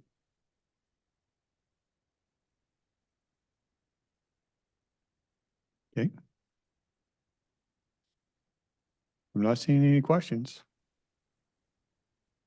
And then my item is the interagency agreement with Washington State Department of Enterprise Services. So we've workshopped this a couple times, but it will be on the agenda for tomorrow. And this is just an interagency agreement to start working on our energy services contract with the state.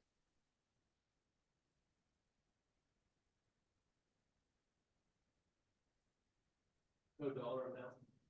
Excuse me, there's no dollar amount for that? So Sit the down. dollar amount is, there's on the second to the last page, there's a fee schedule. It depends on the dollar amount of the project and where that will be we won't know that until we have our bid documents in place. Thank you. Looks good. Do you understand this? It's just it's a consultant's agreement. To No. work with the So state to, they have a fee schedule, and then when you decide the scope of work, then the fee schedule will apply, and then that'll come up with a dollar amount. Correct. And so this is just the agreement process. Once we move forward in going out to bid and potentially awarding a contract, that will be more solidified. But going to Commissioner Mortensen's kind of comment is this is in place because we will be working with DES as our contract holder, and they will be managing the contract of the ESCO company. So this is just getting the ball rolling. But this will be in front of the board again in more of a contract. This is just the agreement to start work with Yeah. them. And you guys will see it again. Yeah, that's what I was gonna add, that when you actually find a project and it becomes a contract, I'm sure it comes back to us again. Yes. Yeah, one particular element that entertains me here is this is like your mother's admonition, wash behind the ears. I mean, why do we even need something that says you will do your best to reduce energy and operational costs? Isn't that what we're supposed to do? That's what we're trying to do. Yep. Yeah. Yeah. This has something to do with some state auditor regulation that you have to have these agreements in place. Oh, I'm sure. Right. I'm sure, yeah. Yeah. They To like make to it get legal. us used to asking for permission for everything. Yeah. Good point. Yeah, disgusting. Okay. Thank you. Thank you. Noxious weed, Miss Jennifer, how are you?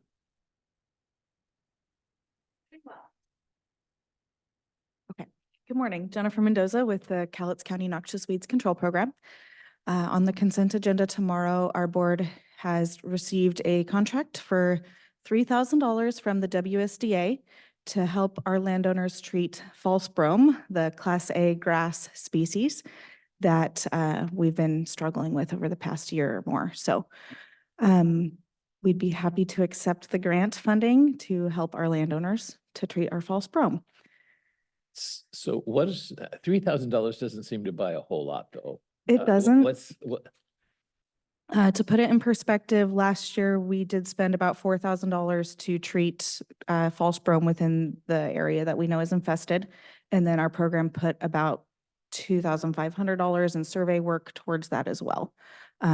We would do the surveys regardless, so it's just a dollar amount, but we primarily do the work in-house. We have the chemical already, so it's primarily funding our labor for treatments. You're hit hard by the price of fuel, aren't you? I mean, we use a lot of fuel, yes. Yeah. I mean, I can look 3,000, that's, But we get to charge our travel based on the fuel mileage set by the state. So, oh, okay, so you get reimbursed? yeah, Oh, we can be through I this take that grant. snide remark back. But I think that within the $3,000, we would be getting reimbursed, I think, less than $200 for travel expenses from here to Castle Rock and back. So Yeah. it's minimal. It's the cost of doing business. so I'm curious as to who came up with the $3,000.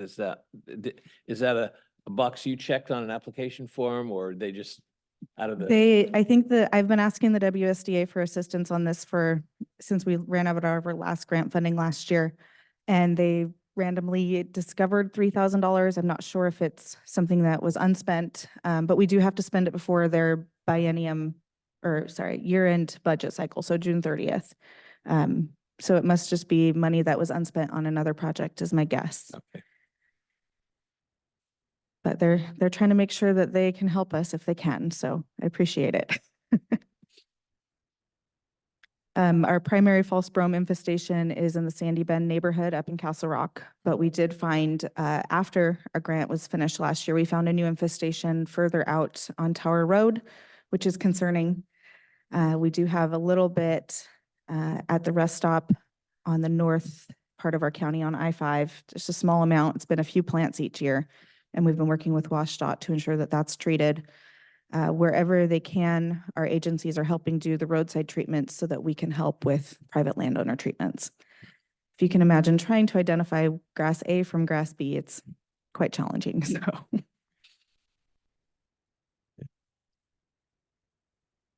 Any Okay. questions? No, All right. thank you. Gary.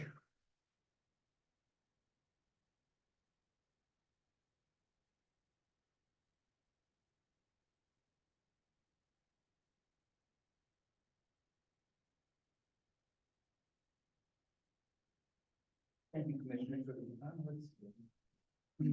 There we go. Thank you, Commissioners, for the opportunity to meet with you. What you have before you is the MOU between WSU Extension and Cowlitz County. This goes to support the faculty that are in this office.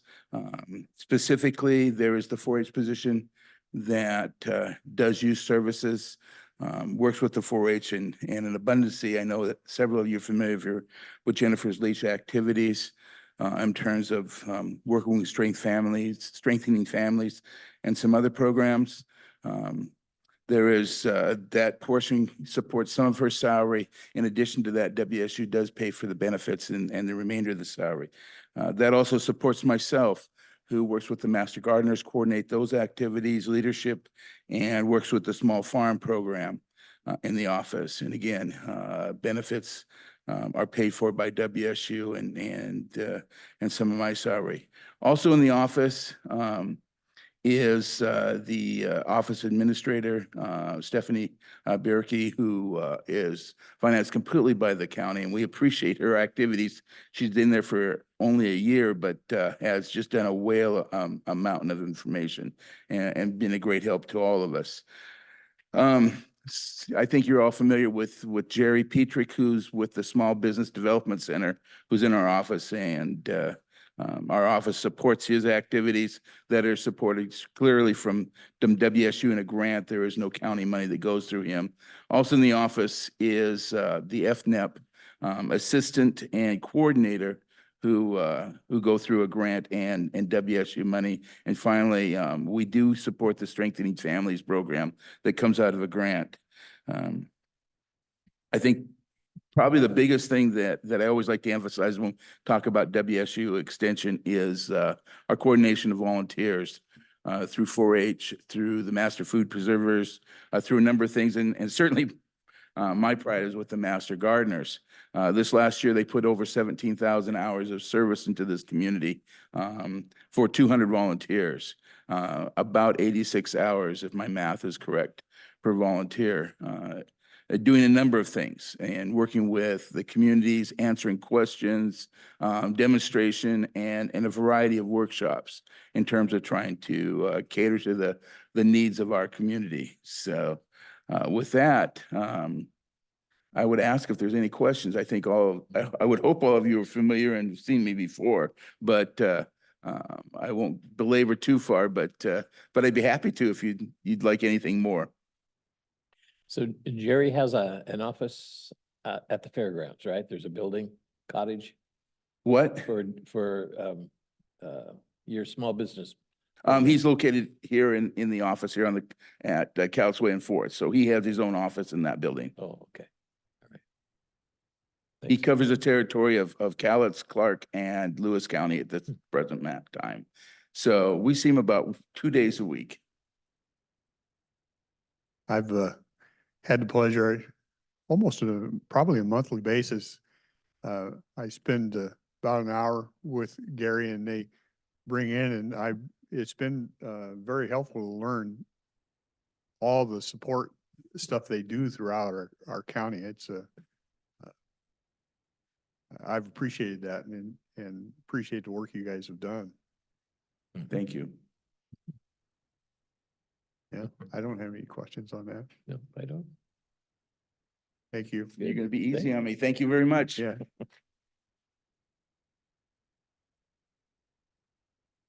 Judge Hong, I see.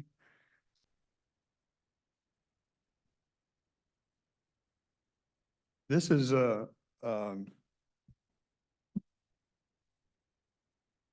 it's not on the agenda tomorrow, but it's more a miscellaneous item, and I don't know if the others have had a chance to see it.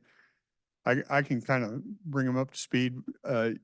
You guys, the commissioners gave me the authority to put a small group together to look at the juvenile hall and see what we could do with the XX space over there. So we've done that. It's myself and Kelly and Judge Hahn and George. Yeah. And Gina Davis is on, Gina James is on that, and one of the first tasks was to have somebody look at this thing and say, can it be converted? Can you actually do physical work and make it do what you want to do? So we brought in Ada, however they said it, architects, which we use in other areas, and they're familiar with the medical type fields. And they did a walkthrough with us 2 weeks ago, maybe? Something like that, and kind of looked everything over and took a bunch of notes. And so what they've come back to us, it says, we think we've gathered all the information we have. If you want us to put it into a plan, if we can convert that thing, it would have a cost to it to get to that point for their time. And so that's what this is. I think they're asking $25,000 to get us to the point to, if it can be converted, and this is what it would look like if we could do that. And I think Kathy had some ideas on where the funds would be available, and then Judge Hahn was here to answer any questions or anything that I wasn't able to convey. Hopefully I conveyed pretty much where we're at. Yeah, so on the funding, a suggestion was made that potentially looking at the opioid funds that we have available for this. And because it would be a treatment, excuse me, a treatment facility for substance abuse, this would probably be a applicable fund source for this study and for potentially other cost. So I take it they did not uncover any red flags that would make it impossible to go forward with remodeling, right? No, you know, I don't know. I think you spent more time with them than I did. I thought George's idea, maybe you can explain that a little bit, how that is set up and what we were first looking at. And then George had an idea that actually made way more sense. So juvenile detention is split up in 4 pods. And we were initially looking, alpha and beta are straight across from each other, maintaining that and as closest to where the intake is and the offices are. The thought was to wall that off because there are requirements to no sight and sound. And then there's the Charlie and Delta pods that are off in another, not in another section, but could be separated off. And after they had been looking at it, the thought was, should we in fact put the B and D pods together as another option? So they were looking at different options of how they could reconfigure the area, as well as in part that there are some requirements that still have to be followed, meaning that we do have times where we do need 3 areas for youth. So let's say that we have females that are in detention and males in detention, and maybe the males, they come from opposite gang groups. We have to keep those 2 groups separated. And so that was relayed to the to this group as well. So a lot of our needs that would still exist were relayed as well. But I was surprised I didn't hear what I thought they might be more concerned about, because detention it's detention. That's what it's built for. And it's very unique. I think that both of you have been there and seen it. But they didn't voice the concerns that I thought they might, to the degree. There are some things that obviously are an issue that they need to work around. But those were the main things that I heard. And when they put the pods by that, see, there's recreation areas between the deals, and when you split them, easier for me to say horizontally up through the aisle, then that recreation areas between those 2, plus it gave them opportunity to look at a different entrance on the front of the building, more efficient entry on the front of the building for this part of it. It still, and they wouldn't have to go through the other or build out the back or something like that. So I think, and you certainly correct me if I'm wrong, but I think the group is at a point where it says, okay, the first thing we need to know is this building going to work? And this is kind of the first step. And if they can come back and tell us, yeah, we can make this work, it'll meet state standards, there's still many more hoops to go through. But if it's not going to work, then we need to look elsewhere anyway. So So that the ask is, from the group, this first step, the 25,000, we can find it out opioid for them to kind of, I would assume they'd probably kind of give us some renderings or whatever, how it could look and what it would, that it would meet state code. Is then the request that we give the okay to today, or does this need to go through a formal meeting? Well, I think it'd probably have to end up as an agenda item, Yeah. but we had it available to discuss and Judge Hahn was available, so Perfect. get it before and give you guys a chance to digest it a little bit, but it would have to come through as agenda item. That's, Yeah, I sounds think great. this is a good idea. I do think we've got one set of blinders on that may be something we cannot take off, which is, when you look at the average occupancy of the detention center, then you only need one pod, the pod being 16. So that'll handle the load except for the segregation requirement. So when I said blinders is we're thinking in atomic elements of a pod. Is there a concept of breaking a pod apart? One of the things that I know was put forward was actually because we need a third area at times, that it may be that the Charlie Pod, which is one of them that we're looking for the substance abuse treatment area, is that maybe that could be divided off to have that Got it. third section in there. So basically split it up so it could accommodate both types of things. Do we know what, like if we had a detention center that handled a maximum of 16 people, that would probably handle everything I've seen in the time I've been here.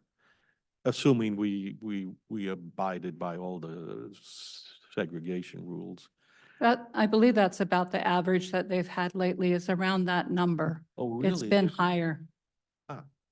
What kind of violations, if I might ask?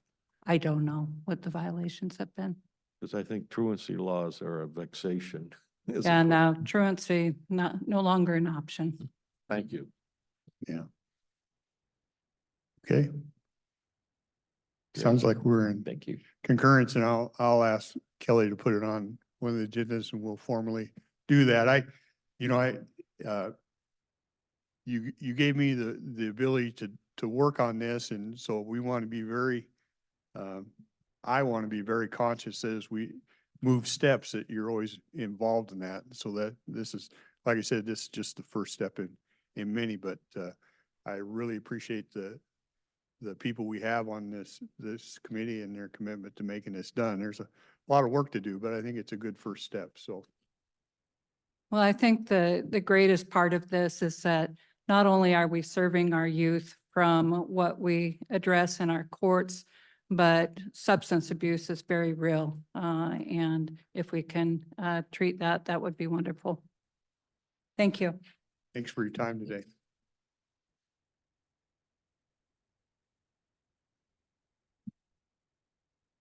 Bill?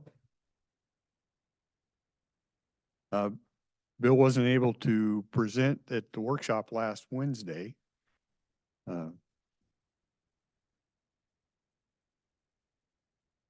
I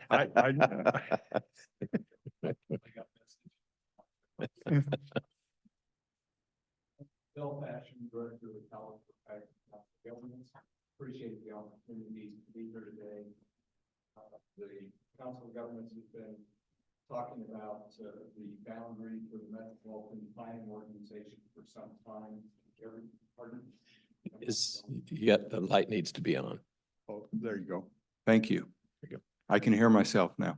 Okay. Do you want me to repeat or am I okay? Probably should repeat for Okay. the recording. For those that couldn't hear, that's fine. Bill Fashing, Director of the Cowlitz-Wahkiakum Council of Governments. The Council of Governments serves as the Metropolitan Planning Organization for the Longview urban area. We do transportation planning and a variety of other things. every 10 years, and I skipped a few things, but every 10 years, the COG is required to look at the boundary of the Metropolitan Planning Organization, otherwise called the Metropolitan Planning Area. We have three options. One is to use the designated urban area, which the Census Bureau basically sets for us. The second is we can look at the areas likely to urbanize over the next 10 years and include those in the metropolitan planning area. And thirdly, and what many metropolitan planning organizations across the country do, is to include the entire metropolitan statistical area within the metropolitan planning area. The COG Executive Committee and COG Board of Directors have discussed this on a couple of different occasions. Their recommendation is to expand the metropolitan planning area to go county-wide for the entire metropolitan statistical area. What this does is allows the COG to plan for the metro area on a broader scale.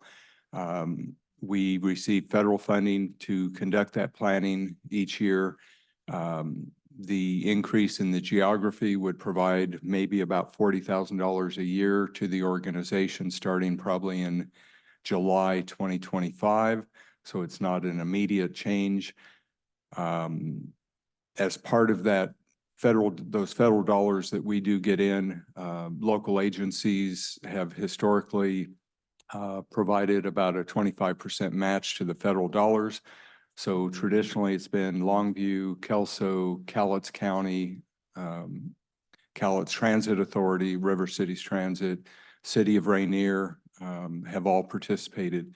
If we go to a county-wide metropolitan planning area, that would include, and I skipped Port of Longview initially, has been a member of the MPO for many years.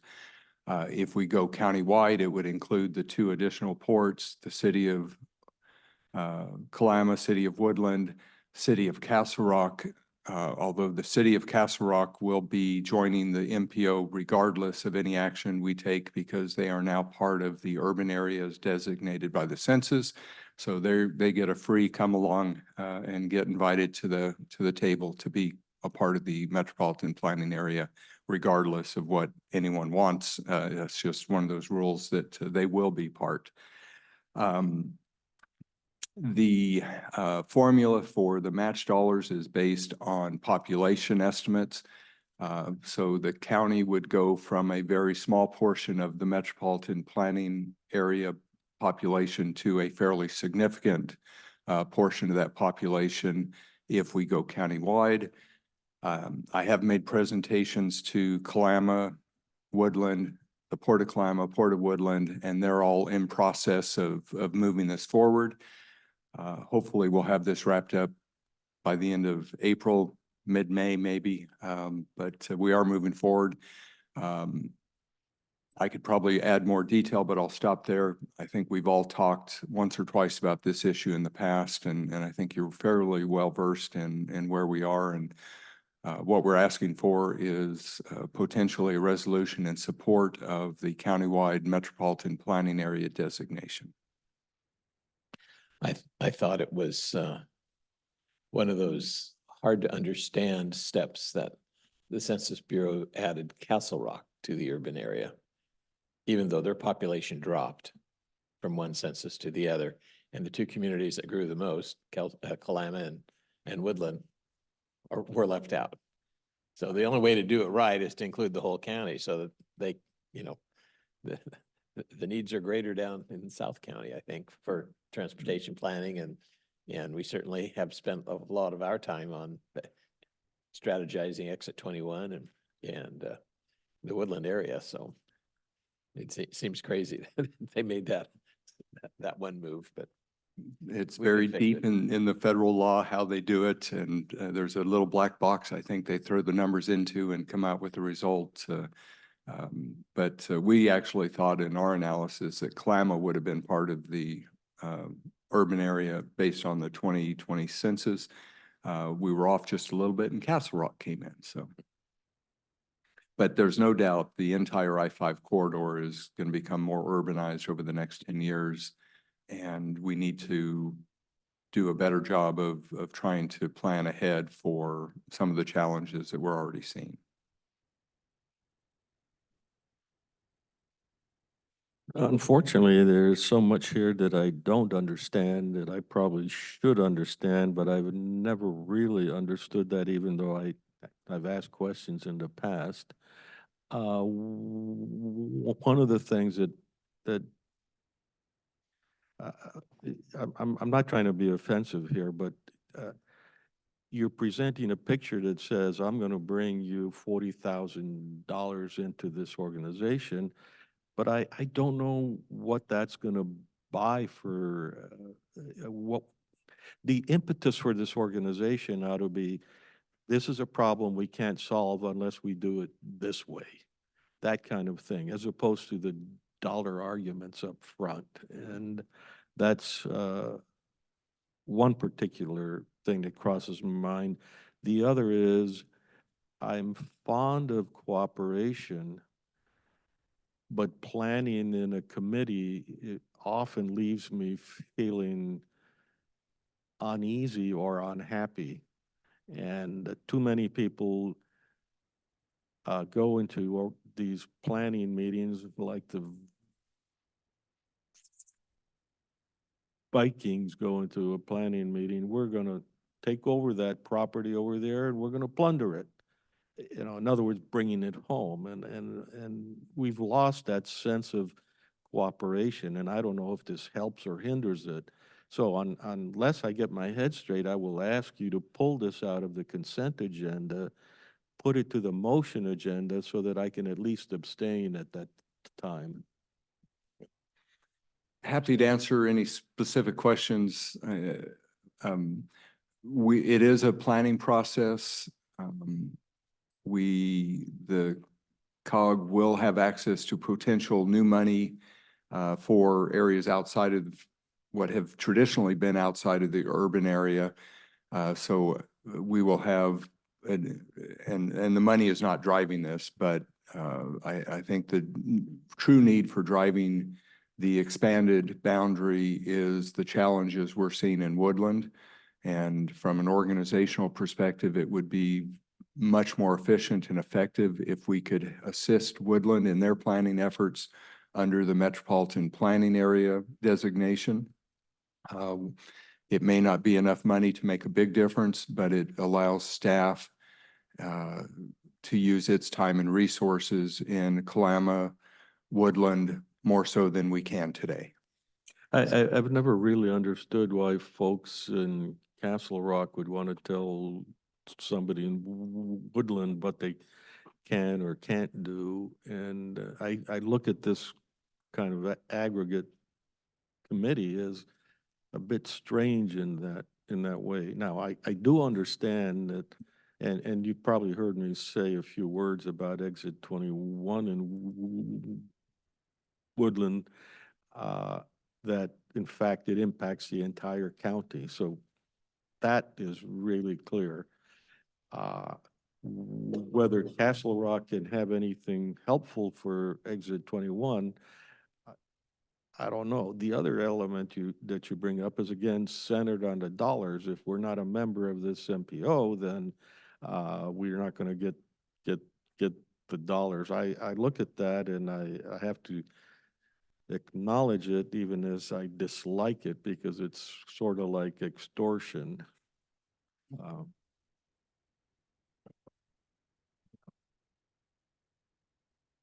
It allows us to, the broader boundary allows us to provide services in a broader area. And if Woodland chooses not to participate or the county chooses not to participate, we'll continue to do the best we can with the materials and resources available to us and the methods we have available. So we'll continue to work in Woodland regardless, but this just opens the door for more possible opportunities from my perspective.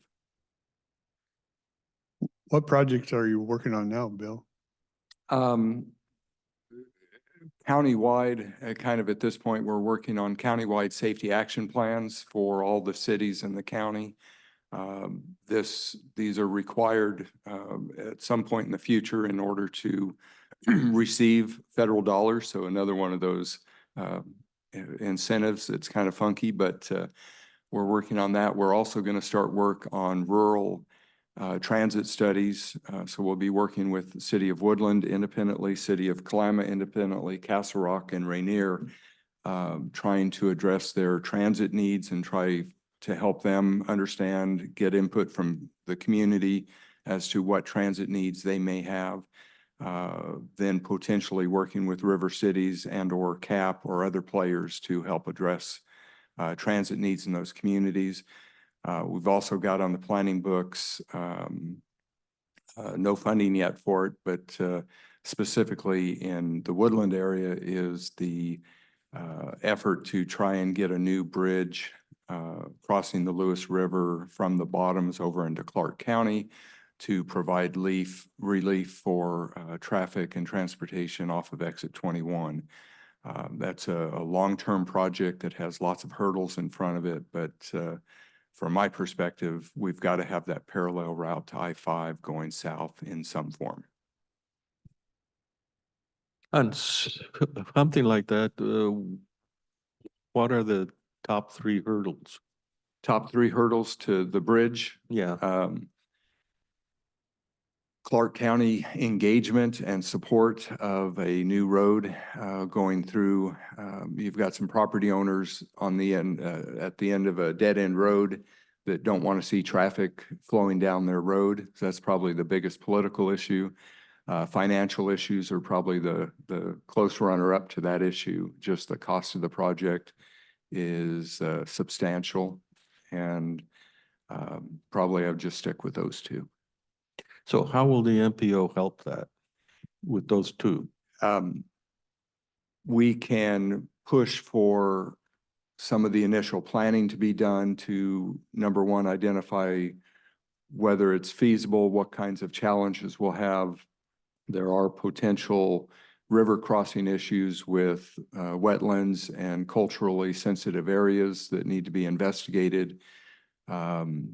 If we can convince Clark County planners that this eventually needs to be on the horizon, then that will be a big step forward, I think, in laying the foundation for this to happen somewhere 5, 10, 15 years from now.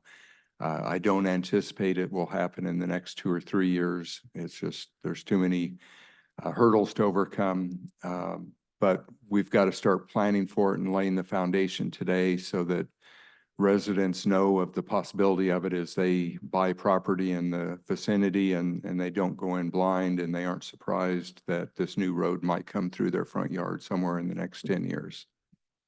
But we've got to lay it down on it as a plan if it's viable and if the various agencies deem it important to have on a plan. Many years ago now, maybe 6, I was at a meeting in Woodland chaired by the mayor at that time, and there were all kinds of stakeholders at the meeting. And one of the things that was presented was the city of Woodland was going to have to spend something like $250,000 for engineering.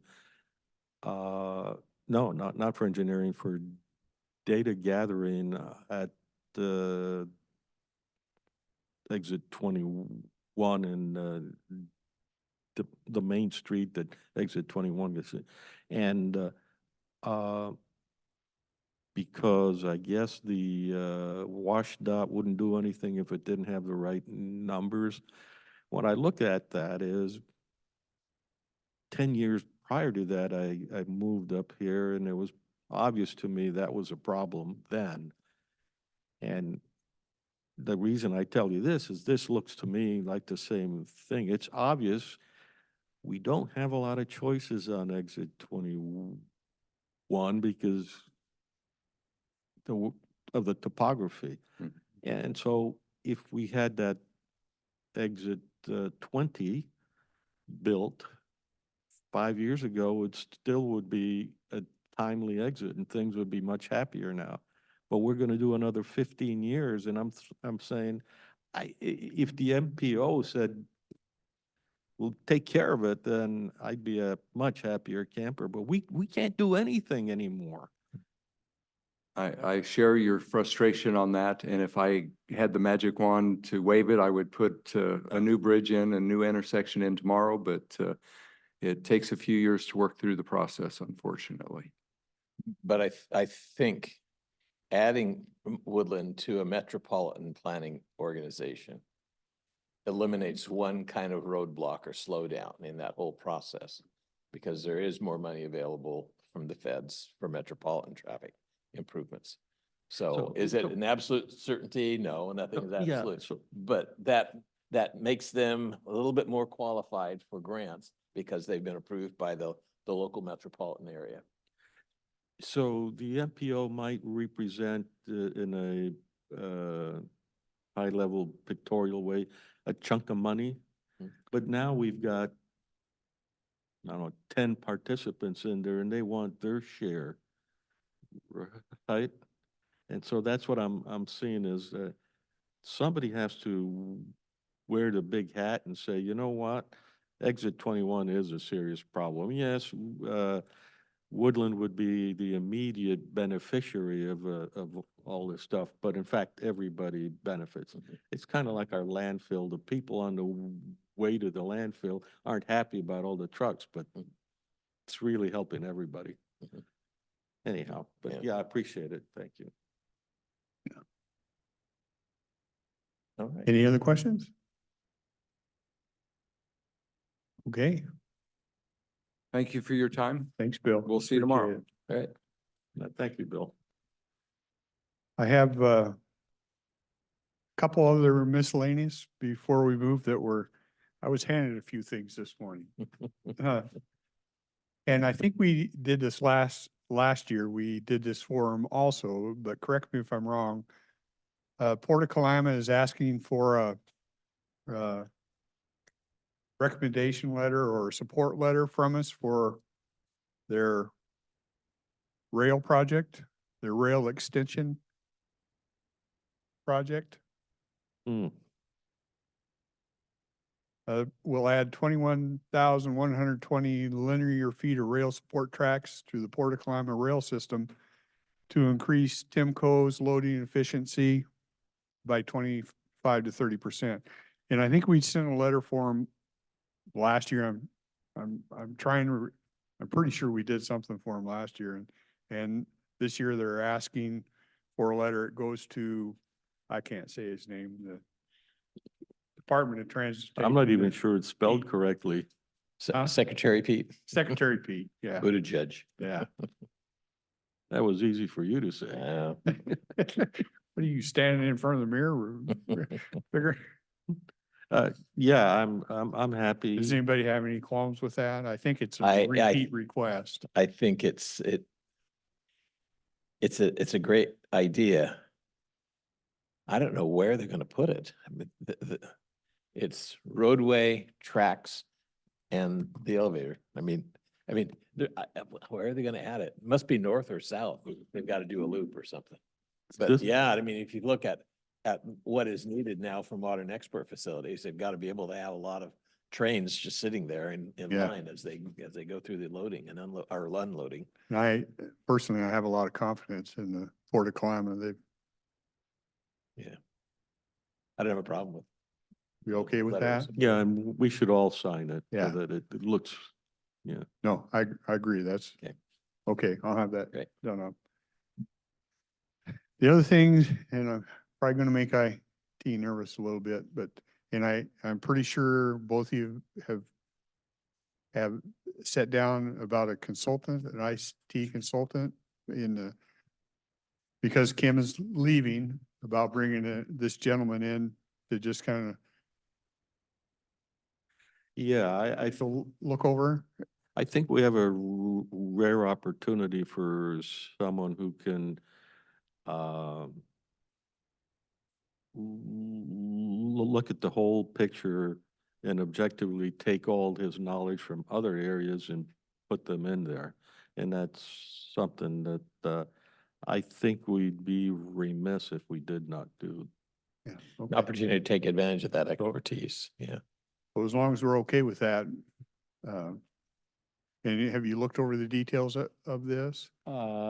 No, but I know it's been approved in form by I know by legal has looked at and, it. And the dollar amounts, I mean, you get what you pay for. Okay, It's expensive, but you just don't grab people off the shelf and not expect to pay. yeah. Yeah. I think it'll help us really cement a direction or what we're looking for in the next, Yep. as years to come. I mean. Yep. This will sound really bad, but I did find a typo on attachment D. I'm sorry? What? I did find a typo on attachment D. It's just the very first sentence that I think there's an or instead of, but other than that, it looked pretty good. Yeah. Okay, One thing is an advertisement, I think at some point, if this works out, you know, the nice thing about a contract like this, if it doesn't work out, you haven't tied yourself Right. to eternity. AI is still going to be a very interesting thing, and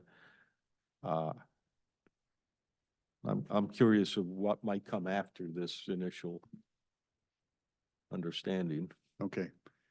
So I'll ask Kelly to probably put this on consent agenda for next week, and as long as we're all okay with this. Is time of the essence on this one? You want We could do it tomorrow. to add it? I would think so. Okay, We okay doing that? may as well. Okay, Yeah. all right. Are you planning to talk to the department to let them, to reassure them that it's not we're gonna destroy the department, break it down and all that stuff? Or that we're bringing in an outsider to take over the department? There's those thoughts, I think, that would be a natural concern for the folks who are still in the department. Yeah. But we're just having an opportunity. We've got an opportunity to look at it with a fresh set of eyes. Right. And probably confirm the best and identify some of the glitches that Yeah. Yeah. we might be aware. At this point, my message would be, hey, we're just having somebody take a look at it. Whatever recommendations are, I think then that's the time you probably sit the department down and say, if it's drastically different or if it's more, we're along the same lines, but we need to speed up this, or I don't know what's going to come out of this, but I'm But okay. I wouldn't have a whole lot to tell them right at this point, other than the fact that we think it's wise to just kind of take an overall 10,000-foot view and start there. Yeah. Yep. And I think Okay, tomorrow is not too soon. okay. We'll add that tomorrow. That was the miscellaneous I was instructed to put on there. I like that expression. Yeah. It's Jessica, do true. you mind if we take a 5-minute break before we get into you? Are you okay with that? Oh. So we don't have any requests, we don't have executive session or Uh-oh. anything, Kathy raised her hand. but Kathy, okay. Okay, go ahead. I see Miss Shelley over there.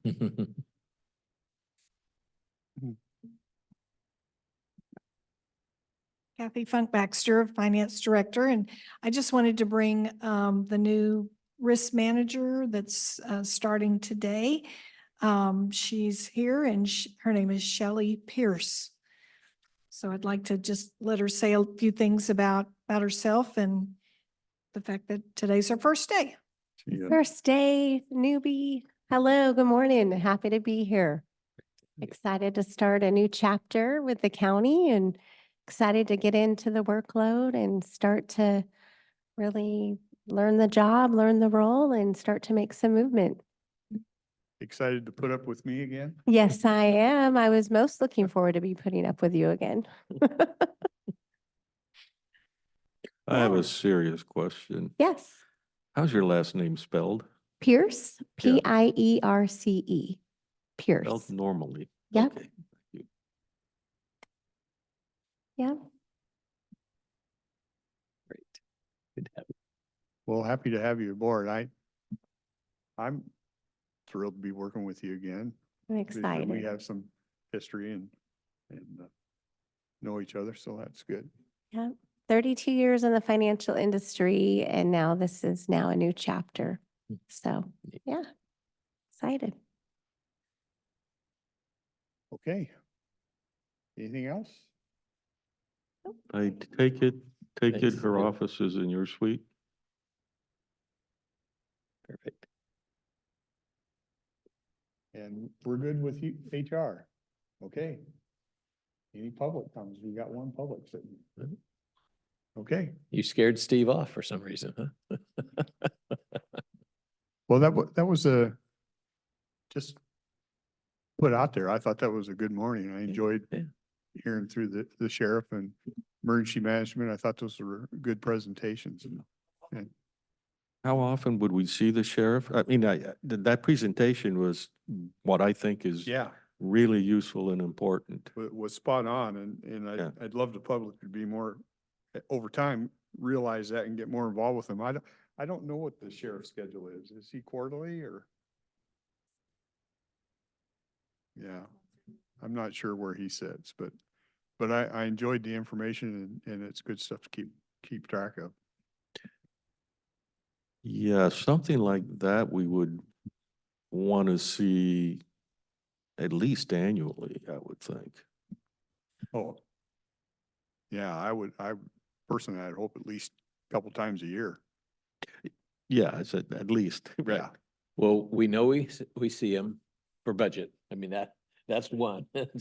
So you're thinking at least 2 more times for a Well, yeah, because program, these are, programmatic review? these are just kind of what are we doing in the department? Like Mhm. animal control, we just took that on. We just took on the behavioral health, and I'd like to see how that works and grows. So, Yeah, I think it. and I still think that dog, he was looking at you. If that thing came running at me, I'd be on the ground so fast.